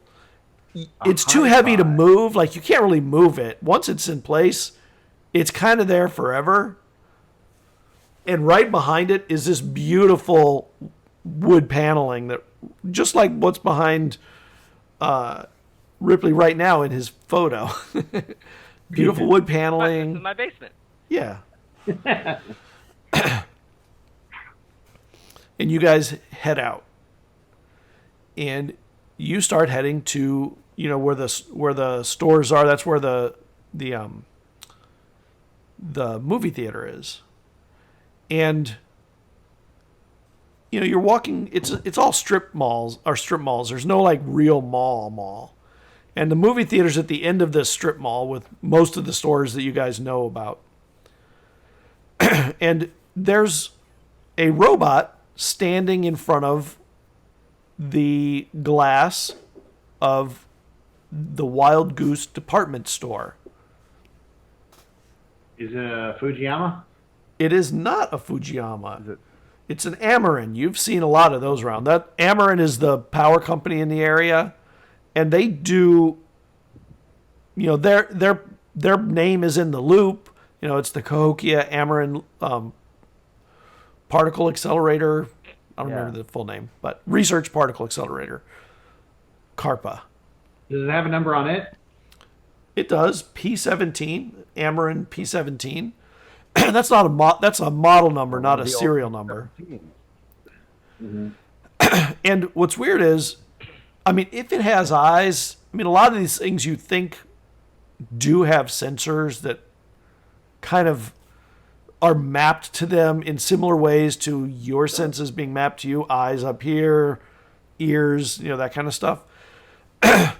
It's looking in the window, seemingly, at dresses. And you can see at the beginning of the glass, there's a poster up that says, "Get your homecoming dresses here." And homecoming is going to be coming up. It comes up earlier in the year. Prom is at the end. And they do both a middle school and a high school one. And you're like, whatever. But there's all these dresses that are like pretty dresses. Can I do an empathy to see what's up with this robot? Yeah, is this a humanoid shaped roughly robot? Is it? Yeah, roughly. Yeah, like head, arms, legs. Its legs bend back instead of forward, like human legs. They've been back. Okay. And it, unlike the Fujiyama, its would certainly fit. Potentially. I mean, maybe. I mean, its head is small enough that a dress could go over for sure. It has sort of a mouthy like contraption that kind of flap, can open. It's got little ear, like radar ear things that poke out, and its eyes look like they're just sort of a ball on the forward-facing part of the face. Like the face is really more like this, and there's balls on it, and they kind of seem to be a little bit independent of each other. They seem to be able to go by, binocular, but also can then be looking in different places. And it has these kind of lanky little arms with little cables and that you can see, and little hand-like things. And it's just sort of standing there. It could just be out of power. Sometimes they run out of power and they have to be, the truck will come by, or a magnetrine truck will come by and repower them up. And can we go and see what's up with this robot? Yeah, like empathy. I know you're saying empathy. I can assist, or I can do it myself as well. I don't know if Scott wants to do. I'm gonna have you hold off on that until you get close enough to determine whether it's something you can empathize with. Yeah, I mean, I'm happy to get close to it. If it's like, is it abnormal? Is it abnormal for a robot to be staring in the window of like a department store? You've never seen one do it. Yeah. So I guess is it like blocking the entrance? No, it's just standing in front of this window. It's like when people like go window shopping. It's like a shop display. Yeah, yes, it's a window display. Is it me, guys? Does that robot kind of look like it's like looking at dresses? I don't know if robots look at dresses, but it's certainly in front of it. I mean, it's looking. Oh, well, let's see what's up. We don't usually get to go and.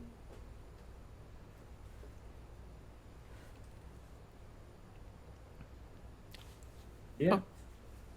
I lost you for a minute. I didn't hear you. What'd you say? I said we don't get to usually get up close and personal with robots all that often, so 2 in the same day is pretty exciting. Why not go check it out? Yeah, I'm for it. And you're going up, and there's some girls that walk up in front of you and are also, they sort of stop and look at the dresses too. They're on the other side of the robot. They stand. They seem to. I'd like to talk to them. To the girls? The girls, yes. Okay. And I kind of want to, while I'm talking to them, turn almost as if by accident. I want to turn and address the robot. And as if I didn't recognize that it's a robot, it's just a figure over there. And if it doesn't do anything, I can just play it off like, whoa, whoops, But I'm trying to, kind of chat up the girl, because we're in they've got the junior. We're in the junior high. We're in junior high, so you are. There is related to us. Are those any girls that we recognize from school? Or are they cute girls? Yeah. Are they girls from school or are they cute? Or are they cute girls from school? You don't know their names, but you have seen them both, and they are both cute, and they both go to your school. I'll nudge you like, yo, introduce, man. That's what you're good for.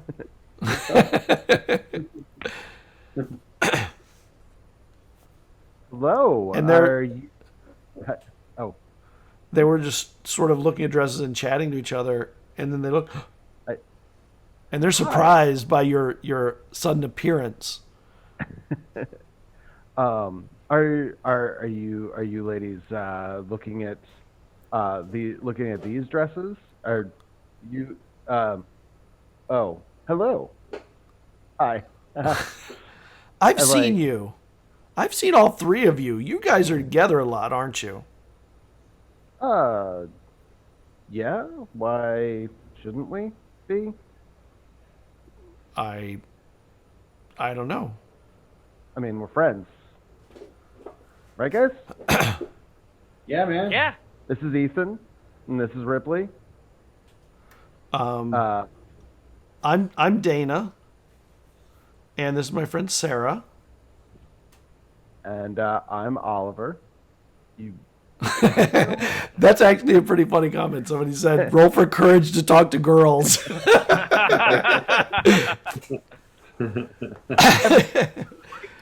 I am sure of it. So if I have to, I'll use my pride. I mean, you have charm. You don't even need to go straight to pride. And they're like, and one of them looks at you and she goes, "Are you looking at these dresses too?" And totally straight face, like no hint of sarcasm. And then you realize she's really sarcastic, but good at it. Oh yeah, that's good at it.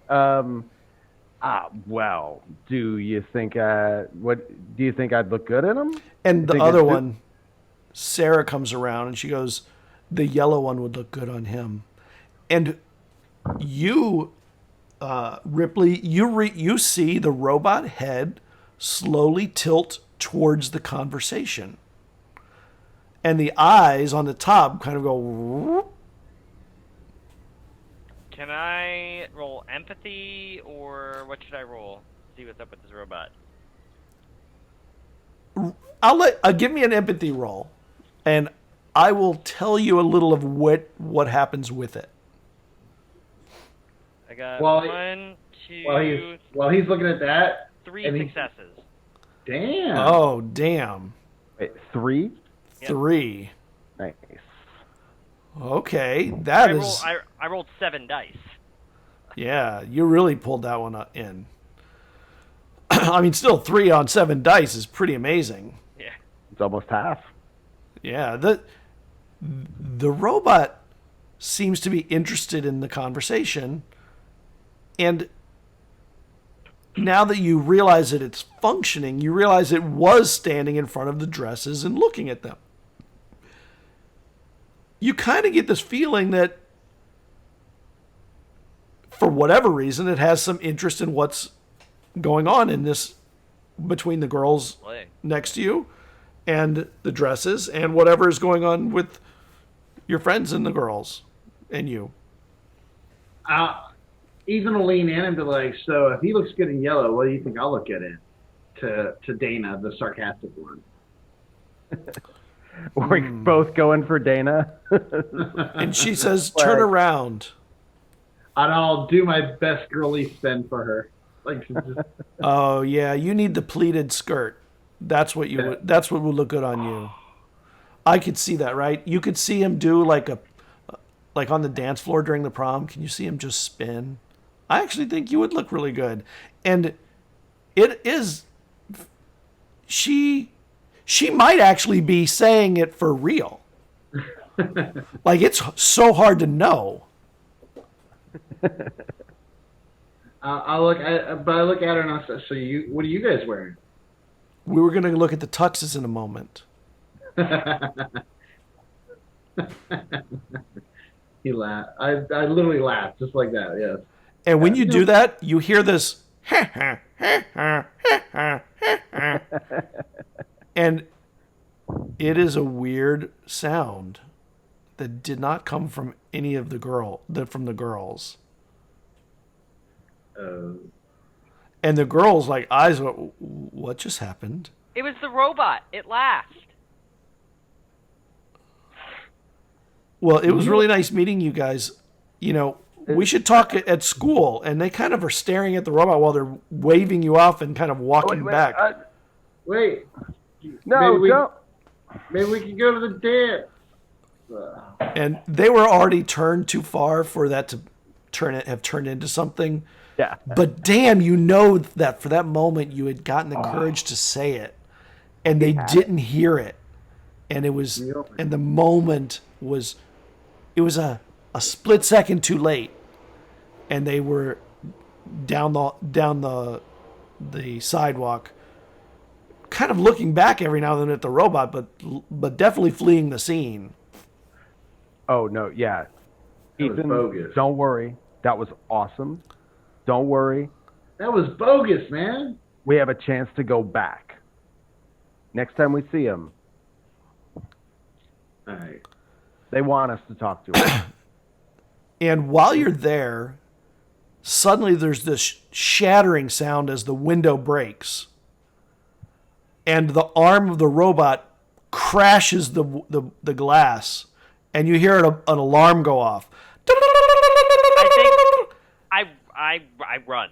I run too. I'm so startled. Like I was so interested in what was going on with this robot, but then like I'm an 11-year-old kid, and this thing broke the window, and there's an alarm, and I run. I have a record. I can't be here. They're gonna blame me somehow for this. I saw Ethan there. He likes to break into places. It was probably him. And you hear running, the sound of something metallic running the opposite direction of you. These heavy metal legs, busting a run, going the opposite way that you guys went, and turns the corner and disappears into, behind Wild Goose is just kind of like these hills that people ride bikes on and motorcycles, and just disappears, and you're running the other way, and you see, or you hear, "You get over here, kids! We know you broke that window! Get over here!"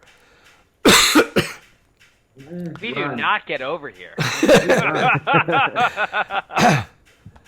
Run to the theater and try to hide in the theater, like till the Yeah. So, well, you keep running. There's a whole parking lot between you and the movie theater. It's a big L, and you kind of have to disappear. Yeah. Yeah, We're gonna book I it. imagine because we've got a key to the back of the theater. I imagine we run down an alley, and then if we can get in the door before they come around the corner, they're gonna come around and it's just gonna be empty. Yeah, they're not going to assume that the kids had a way to get into the back of the movie theater. Right. They're not right. Exactly. Where'd they go? That's if we're able to get there. Are we stuck in the parking lot right now? So make me a move roll, each of you. Each of us. Okay, so I've got 4 dice. Not combined. It's just your own. I have 1. Oh no, I have no successes. Yeah. I don't think that the loop dice are gonna be accepted. They're gonna go into loop jail. Yeah. I got a bunch of 2s. Although this is one of those things where I think I'm gonna push it. Okay. Yeah, this might be a good place to push it. Yeah. All right. So, if you're gonna push it, hold on, I gotta get there. So. Or wait, can I use luck instead? You can. Yeah. Luck will allow you to re-roll the dice. Okay, so I'm gonna use one of my luck points instead. Okay. I don't know. And I'm gonna say, as I'm running, whoever's chasing us trips on a little the sidewalk isn't completely even, and so they like catch their toe and they like stumble and they like lose a few strides, which gives me a chance to get. Well, they lose their sight of you. Yeah, because they fall and lose sight of you. You can duck between cars. And I got one success. All right, you find your way through. Daniel, what are you doing about your lack of success? I think I'm going to. Yeah, I'll use luck as well. Because I've got 2 luck, and you do.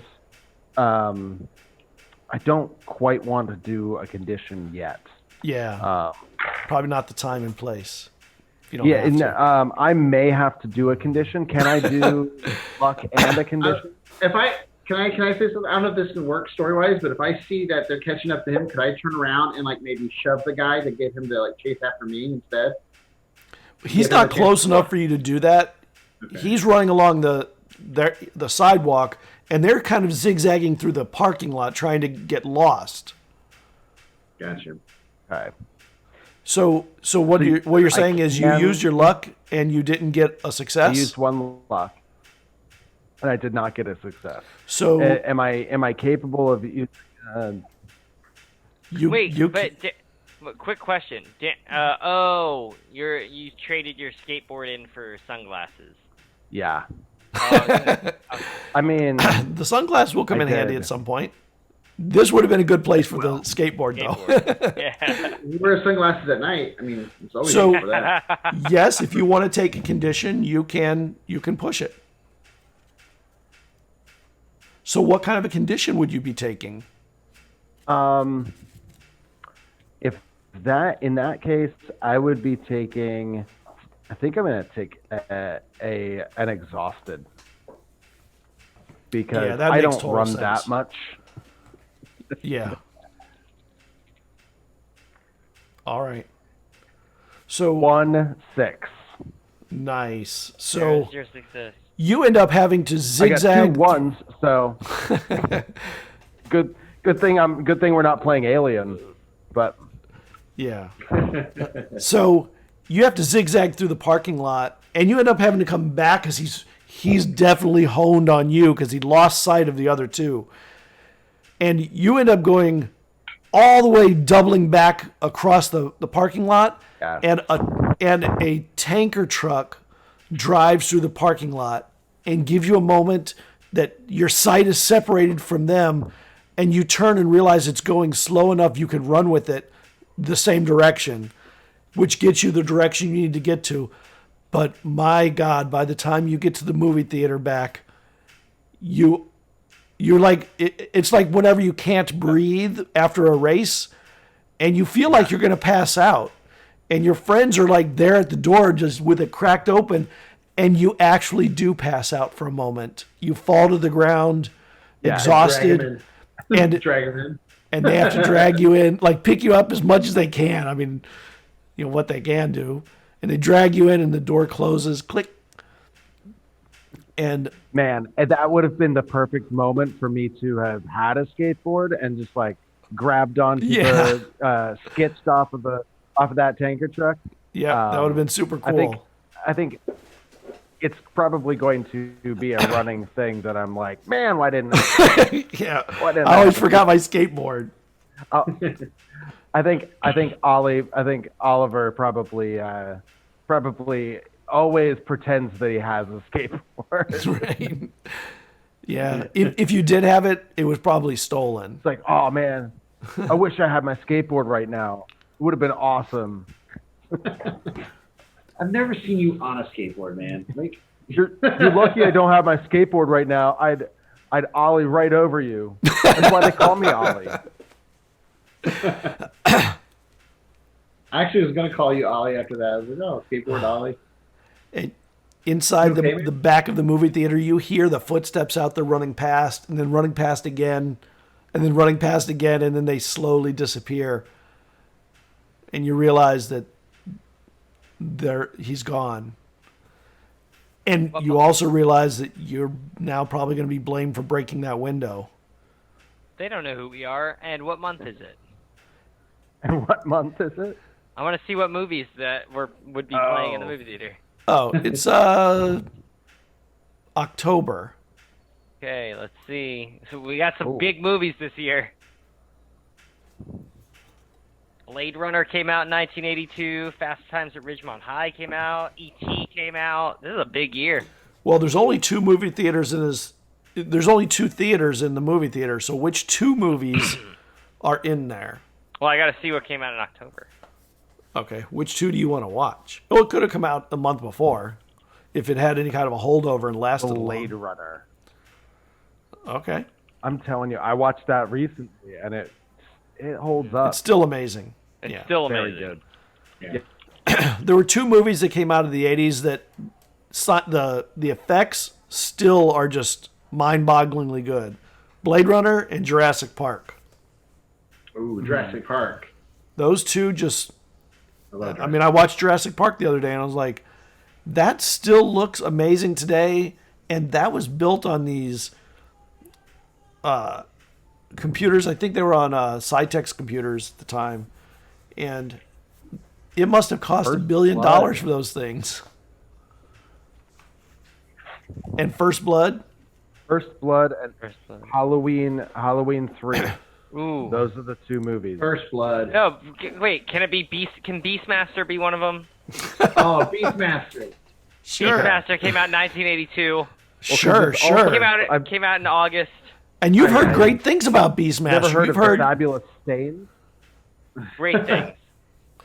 Beastmaster. Nobody even knows how they were able to train all those animals. They kind of think that they might be using some kind of mind control, what they call computer artificial intelligence to control them or something. That's the rumor, of course. So, although in the Blade world Runner? of the loop, they might have actually been mind controlling these animals. Right, could have been. So guys, Blade Runner or Beastmaster? What are we watching? That's tough. That's really actually tough. Blade Runner. Yeah, we'll go watch Blade Runner. Blade Runner. Mostly because Beastmaster, I think, is PG, and Blade Runner's R, and why not? Yeah. Yeah, we're like a bunch of kids. Like, this is a movie we can't watch, so let's watch it. What a Are we mistake. watching it from behind the... No, you can go out in there. You guys know that you're kind of known by the guy, and he has sort of stopped people who are going to go narc on you. Narcs. I think what we probably do is like, you know, in the movie theater, there's like the exit doors and there's like a service corridor. So we're able to like get into the theater from that exit door, and we like sneak our way into the front row where no one else ever sits. And we always just sit there in the front row and sit back like this and watch the movies on these like Your massive head just disappeared. You're going to be the biggest movie buffs, by the time you become adult. And our necks are going to be our backs are going to be terrible from. But what do you do about popcorn? Oh, your friend, he can bring you some candy. He can't get the popcorn because it's not old. We got snow caps. He might get us some stale popcorn. Stale popcorn and snow caps. Actually, yeah. So you know what? Sometimes when people leave in between movies, they leave their popcorn, their leftover popcorn. Are you going to eat that? I think only Ethan is willing to do that. There are those. Ethan would. Morgan would. There are those. Ethan would. There are those cup holders on the backs of the seats, and we sit there and we're like. Drink other people's while they're not looking. No, Ethan would, because this is like food for him, right? This is where he gets doing shit like He's this. a free-range kid. Like, yeah. Well, Ethan, that's pretty free range, that's for sure. yeah. So yeah, you guys see me find some popcorn. I'm like, this is over now. All right, so you sit back and you relax and watch your movie with some, second tier snacks, and while you're sitting there relaxing, you catch your breath, and you feel like you're breathing again after the first 15 or 20 minutes of previews of other movies coming up, and you heal your condition as you sit there and watch movies with your best friends, chilling, relaxing, and realizing that that you got away from that, but you don't know if you're out of the trouble from that. That's the one thing that's kind of eating at you, is like, what happens next? I fall asleep for a few minutes. During the previews. During Blade Runner? Wake up during that big like scene where she's like the robot's dying and like right. And I'm like, what?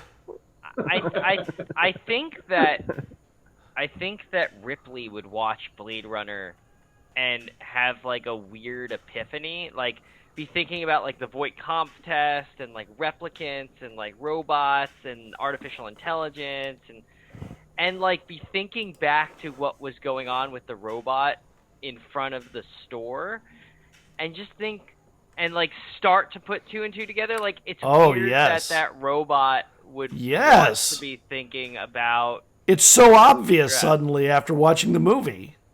Yeah. I think Ethan would be thinking something similar, but he wouldn't say anything. He'd just be thinking like, that robot is weird. Like, I've never seen act. Like, he would just be thinking that. Like, not on the level you're thinking, but just like watching all these robots on screen, he's just like, yo, that shit was weird earlier. That kind of thing. That's what he's thinking. And I think we're all just kind of thinking that. Right? Yeah. No, I think I'm pretty sure Oliver is sitting like he's again, like the soap operas, he gets a lot out of the like interpersonal relationships that are going on, and like the can trust her, and is she really she can pass the Voight-Kampff test, and but so she's just she's a robot. I don't know, like that kind of thing. The whole thing with Decker and I forget her name now, but that whole thing, he's just really into that story. But I don't think he's having any epiphanies on that front. Yeah, but the movie actually did work on you. That's what you're supposed to think about when you come out of that movie. So I'll turn to Ripley. Hey, what do you think was up with that robot outside? I don't know. I don't know, but oh no, she was so cool. Like, she just looks like a human, and that she robot. Like not that robot. The one outside the store? Yeah. Oh, no, we just almost got in trouble for. Weird robot. I don't know. Yeah, but I've never seen a robot act like that. I mean, we haven't seen a lot of robots. They don't. I mean, I've never seen a robot break a window and steal a dress after laughing at conversations people are having. Yeah, it's true. Oh yeah, I guess that probably isn't something that they programmed them to do. I will say that robot really screwed us up. We almost get in trouble for something we didn't do. Yeah, but it totally ruined our shot with those chicks. I don't know, man. We could probably get if we see them later. And Ripley has no interest in girls yet. Yeah. He's like completely oblivious to the conversation you guys are having. Like, we start talking about the robot, but then we immediately start talking about the girls. He's still thinking about the robot, but it's like he's still like thinking about the robot. He's like, I wonder, like, that woman Elise Forenza, maybe she knows. She was like chasing robots around. Maybe she's someone that we could talk to about this.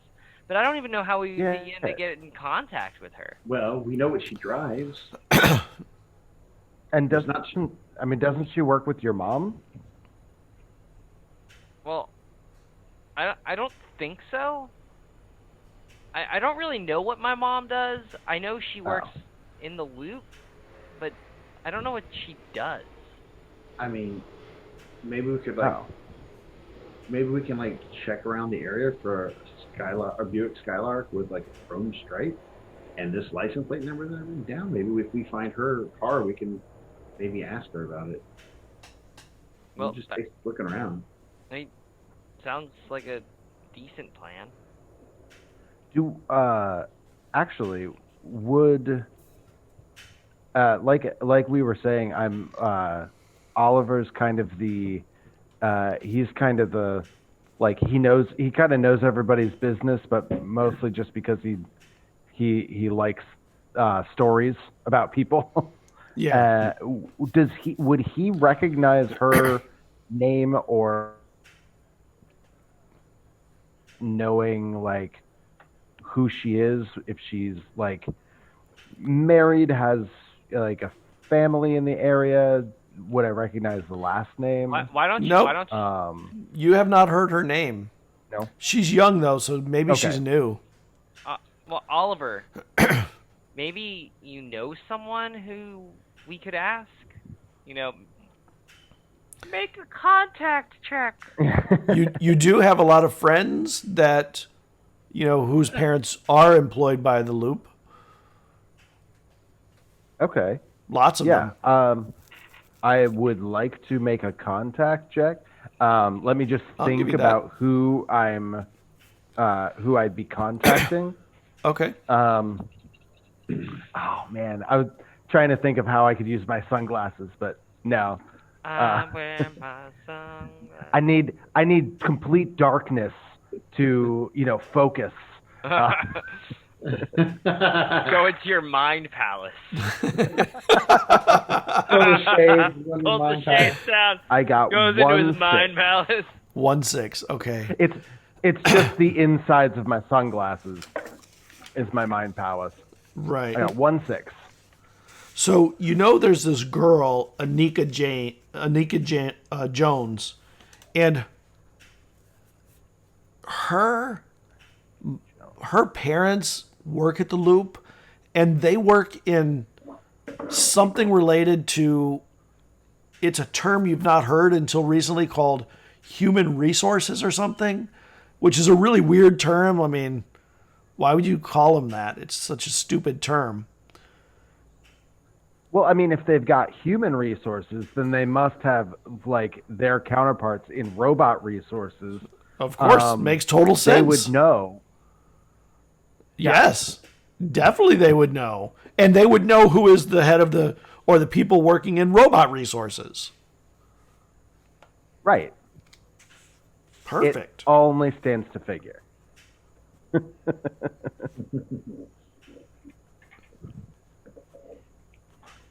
All right, so so I would know with that. I would know where she lives or how to get a hold of her. Yeah, she lives between the movie theater and your house. You know where it is. It's down on St. James Street. It's kind of near your old elementary school, which is Huffman. Why don't we go down? Why don't we take a shortcut down past Huffman? I've got about who we might be able to ask about how to get a hold of her. Yeah, I gotta feel after this. You know Anika Jones, Ethan? What do I know about her? Yeah, what does he know? Make me a context check. Let me see what you know about her. Or a context roll. All right. I don't have any contacts, but I have 4 in heart. So. Okay. Give me a roll. I actually do. Let's see here. I got a 6. Okay. So Thanks. you only know as kind of like Oliver was saying, kind of where she lives over by Huffman Elementary. Her dad and mom you kind of remember them being kind of loud and obnoxious in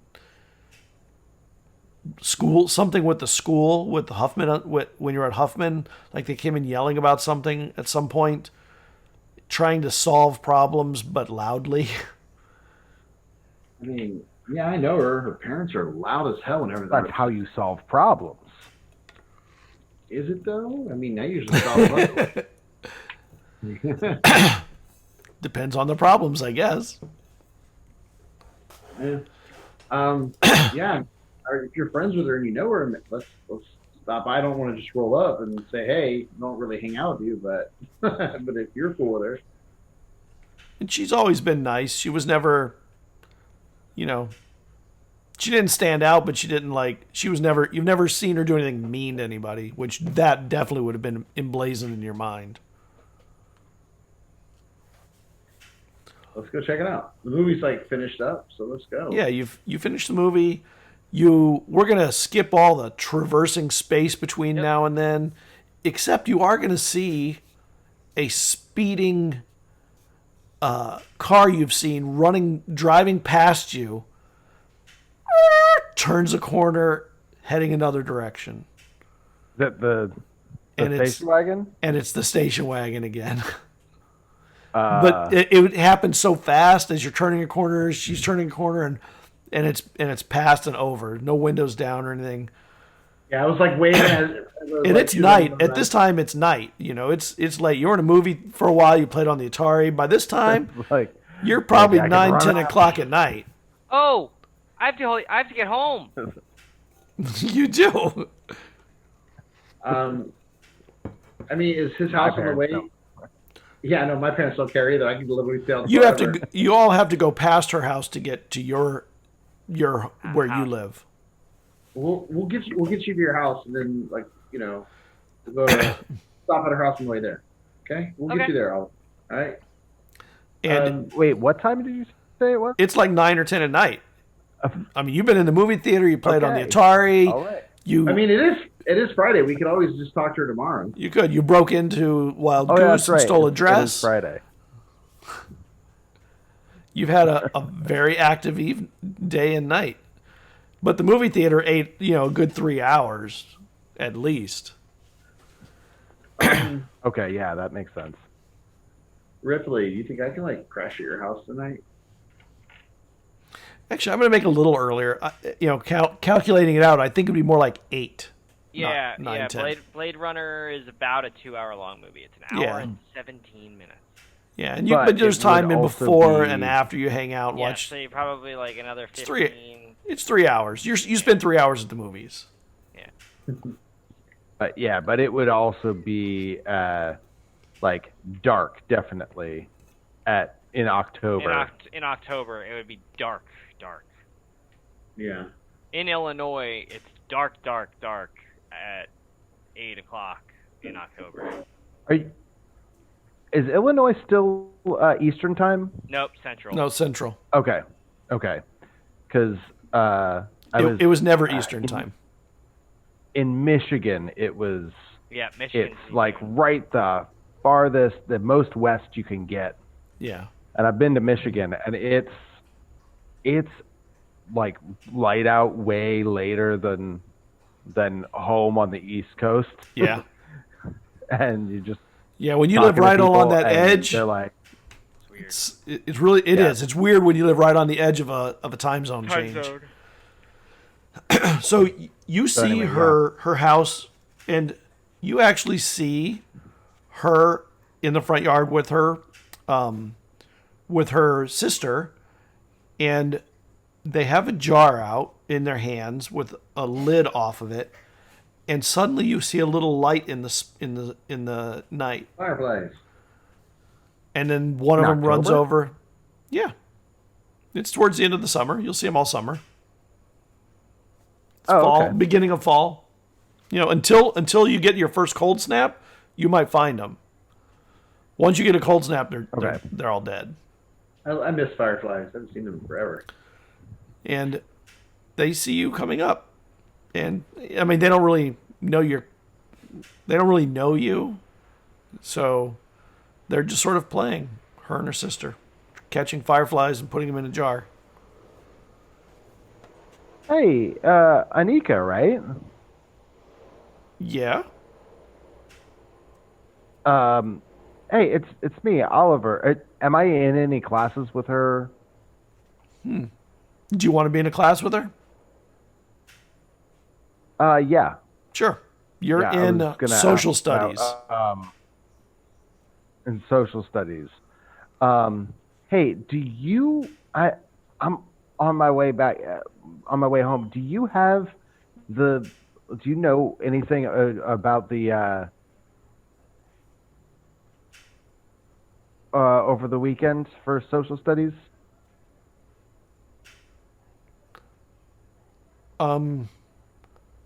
Yeah, I already did my homework and got my stuff together. Do you? Is that big project, right? What? Who are your friends, by the way? Hi. I've seen you around, and she points at you, Ripley. I've seen you around. You're in my science class. You're in my geology class. I'm not a big fan of rocks. Okay, what science would you be in at this point? Oh, I'm sure I'm in the class. I just don't like rocks. Okay. Actually, it wouldn't be geology, it'd be physical science. You're in my physical science class. You always sit up in the front. Yeah. That's cool. Oh. I'm in English with you. I don't know. I mean, I kind of sit in the back. So you need like my notes from class today? Hold on, let me ask my mom if I can. Yeah. You want to come in and let me? I'll get them for you. Yeah. Yes. Yeah. And actually, is it possible I could call my... I'll ask my mom. I don't see why not. If you need to call your... I mean, it is getting dark. Kind of late. Yeah. Yeah, your mom and dad's probably going to be worried sick. Which sounds like a weird statement for a kid to say. That's the kind of thing an adult says. Yeah. And she walks you in, and it's the kind of thing that she probably just says. Because her parents say it. Right, yeah, exactly. Sick about you. Yes. Yeah. And her sister never says anything. She just looks at you. That moment. Older sister, younger sister? It's a younger sister, a couple years younger.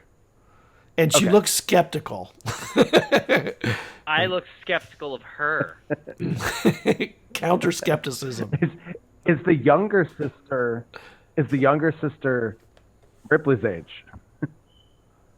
Or is probably a year younger, maybe a year younger. What kind of junk food did the janitor give us from the movie theater? Reese's Pieces, and some of the Chico sticks. Okay, I will say, Chico hey, sticks. to the little sister, I'll say, hey, Chico sticks are amazing. Pure sugar. Until they're not fresh, and then they're just disgusting. I asked her if she wants some Reese's Pieces. Well, hey, you want some? And she just puts her hand out to see if you got them. This is like a test of you. I give some to her, to the little sister. And she's like Reese's Pieces. And she puts her other hand next to it. I kind of laugh. And she smiles. I kind of laugh. I give her a couple more. And I give her like a little thumbs up, like, hey, we're cool, right? You know? And she puts her hand up for a high five. Jesus, it's just like E.T. She starts eating them. And she turns her back to the house where her parents don't see her, and she starts eating them with her back so she doesn't get caught. And I'll just kind of like try to help block it a little bit, make it look like, right. Bring the attention away from her so she can eat it without any issues. Well, come on. You got to call your mom. My mom said it's okay. And you walk in, and the mom is sitting down watching Dallas, which you know about Dallas. Nice. Like, it's a big deal. Oh yeah. And enjoying her time, and she sees you come in, and she goes, "You have social studies with Anika." I actually have geology with her. Actually, no, physical science. Physical science. Okay. But he has social studies with her, and I point over to Oliver. Yeah, I have social studies with her, and hello, Mrs. Jones. Would you like some pop? Yes. Yes. We've been stuck drinking Tang and Ovaltine all day. but even that's God. not even like It's so beautiful. The yes. And Anika just goes in the kitchen, and she has like the glass bottles of Coke, like real Coke, but she only has 2, and she has another bottle, and she pops that one, and she gives, so each of you, 2 of you get a Coke, and 1 of you get an RC Cola. I don't want soda. Oh, then she drinks a Coke. So I guess I got the RC Cola. All right, Sure. that's fine. I suggest her, it's just another cola. It's no, a it's drink. not. It's the number 3 cola in the country. I'm After Pepsi, third. which is an inferior cola to begin with. That's true. third in a 100%. race of 3. Yes. So I'm gonna go, and I am going to like fully commit to the pantomime of calling my parents. Okay. But I'm only gonna dial like 7 numbers. Okay. And then I'm gonna go back and say, Mrs. Jones, I with them, but do you think that I might be able to? I could call my aunt, but I don't know. I actually don't know her number. But she works. You work at the Loop, right? I do. I work in human resources, a whole new department. My aunt works at the Loop too. I don't know if you guys have a directory or something. Of course, we have a sorry, directory. Out of character. I don't remember her. I don't remember the Elise. woman's name. Elise Forenza. Right. Yep. Aliz, Aliz, Forenza. Firenzze. Okay. That's the new girl. She just started a couple months ago in robotics. Yep. That's your aunt? Yep, that's where she. Mm-hmm. Yep. Can you give My me? mom's sister. I want you to charm her if you can. Oh. If I can he? Let's see. She needs to like you enough to. Can I be wearing my sunglasses? Sure. Oh! Can I pull down my sunglasses? I'm gonna let you have your yes. You were wearing your sunglasses. They look at night. cool. It was. They make you look, Well, yes, ma'am. That's my aunt. All right, so 9 dice. Damn. Let's see if you can get a single D6. I wish that I had lower things. I've got 1 single D6. Ooh, out of 9. That's all. That's all you needed. 9. 1d6. That's one of the problems with. That's one of the craziest parts about this thing. I've rolled 9 dice before and failed, Yeah. and then went to roll a second time and failed again, and then okay, I guess I'm just out of luck. You have to embrace the idea that failure isn't always bad. It makes for a better movie. Oh man. Yeah. And this is our movie that we're making. So you have to embrace the failures as much as the victories. So she goes, Oh man, I know her number. I've got it right here somewhere. And she starts moving things around. And she's got all this paperwork on a table. And there's all these like folders and files of people. And she starts opening them. And it's funny. There's like pictures of them and information on them. Ah, here it is. And she goes, Ethan's furiously scribbling notes. Here you go. I am. I was actually going to say, can I be investigating as she's opening things, seeing if I can like see anything of interest there? And she turns the paper to you, the whole paper, with the phone number, and she says, "There, that's her phone number right there. You can dial it up." And the paper. Am I able to write it down? What? Am I able to write it down? Well, do you have anything to write it on, like a post-it note or something? I hand him a post-it note and a pen. You are able to write it down with a post-it note and a pen. I get two dice to write it down. Yes. So I write it, and I think I'm also gonna try. I may have to roll a sneak or something like that for this. I want to try to write to take note of her address. Yeah. Okay. It has the address, and it has information. I mean, a lot of it's like the kind of stuff you see in an HR form, but it also has a title that is robotics artificial intelligence, which is a term you had only heard for the first time watching Blade Runner a few hours earlier. Okay. And it makes no sense. Cutting edge stuff. And it just makes no sense that you'd have that here in the loop. Why would they be trying to make replicants to kill us? It's beyond the pale that they would want to do that. And the phone number's there. Well, you better give her a call. I don't want her to be worried about you. And she hands you the phone. Yes, ma'am.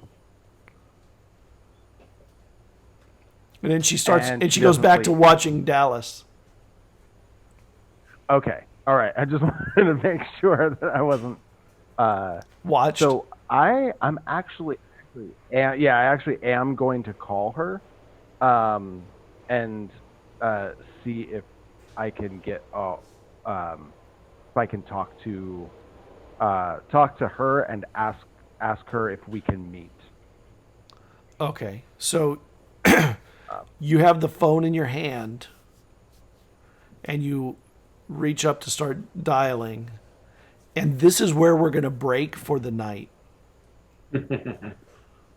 So what happens on that phone call could be so big or so little. It depends on what happens with it. And I would love to leave it at a cliffhanger like that. Something really important, potentially.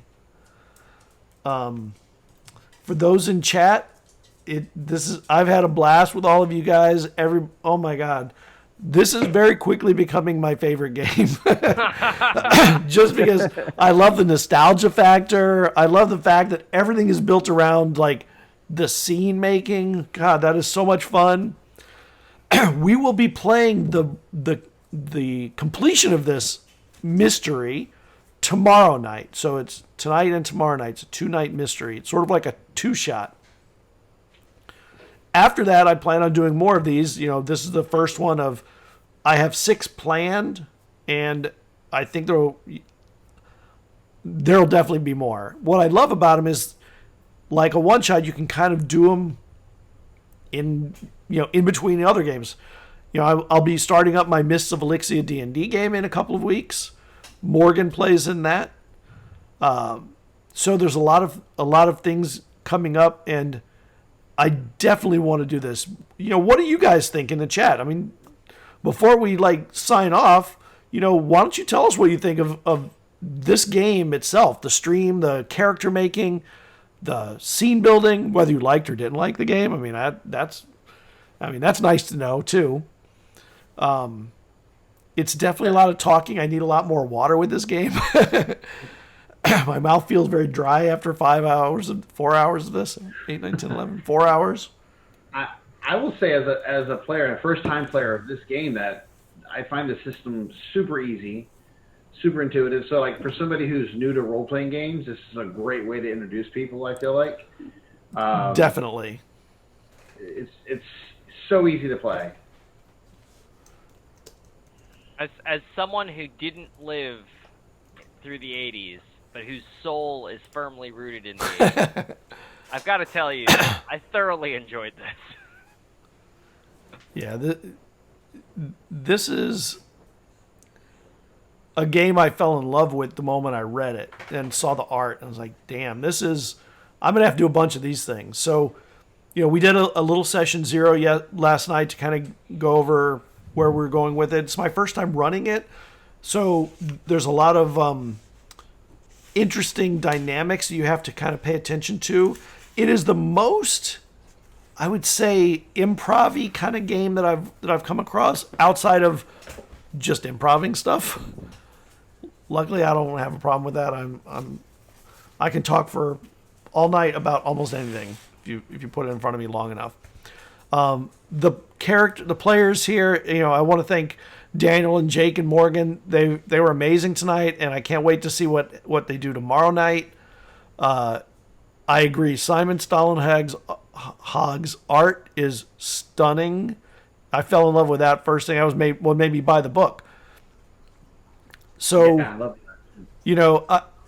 Making characters.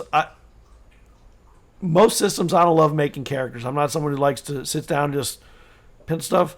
But this, to me, character making is as much the game as the game. Because you're kind of act out scenes as you go, and I love that. So we're going to be back again tomorrow night at 7 o'clock, and we'll go 7 until 11 or whatever time it ends. It could end at 11. It could end a little bit earlier. It could end a little later. Hopefully it'll end right at 7, and we'll hit the nail on the head and bang through it.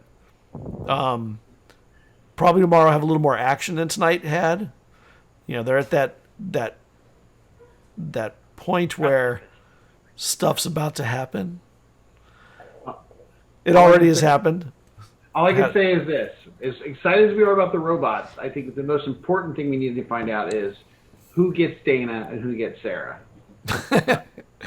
I mean, it's so obvious that Ripley gets both.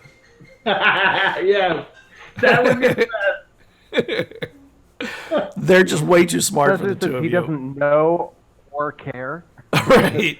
He doesn't know. He's aloof He has and mysterious. No Immediate desire. chick magnet. Immediate chick magnet. I'm like, wow, he doesn't even want us. So let's go talk to him.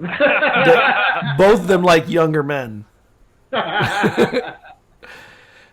try too hard. We're try hards. It won't be long. I'm going to set up the next game. I've already got a bunch of players. They were chomping at the bit. I had different nights set up. So after this, I'm going to set up another night. It will not be Sunday, Monday again. It'll probably be 2 days during the week, 2 days on a weekend or something like that. The next one's probably going to be a 3-night one, I suspect. I wanted to start with this one because I thought this I know can be done in 2 nights and really kind of break me in because I need practice with it. I'm still learning where the when and where the dice fall when I need to do things. Luckily, Daniel here has played, and he kind of has in his head all the mechanics already. Although honestly, the mechanics are Really simple. not mechanical. It's just add some dice, get 6s. As someone who has played very number crunchy, mechanics heavy systems, like things that are like it's basically math the game. This was refreshingly easy and refreshingly fun to play from a narrative perspective. It's very similar to things like Fate or like Monster of the Week or stuff like that. It's fun. So if you're someone who enjoys the narrative aspects of role playing and you're a nostalgia buff like every human being who plays tabletop role playing games, then I strongly recommend this game for you. Yeah. Yeah. So, Yeah. do the rest of you want to say anything before we sign out and see you tomorrow? I had a blast playing with two amazing players that I've never had a chance to play with in person, so this is awesome. So, Yep. And I look forward to playing with you guys tomorrow night. And I look forward to seeing everybody in chat tomorrow night. Yeah. This has been a lot of fun. Never done. Like I said, I've never done a stream before, and hopefully I can continue to kind of get in there and do stuff. So this has been very fun, and you guys are great. Thank you. I'm very happy with this one. I love the people I'm playing with are awesome. We will see you tomorrow night. Have a good night, everybody, and catch us at ZealZaddy everywhere. Night, guys. Good night. Bye.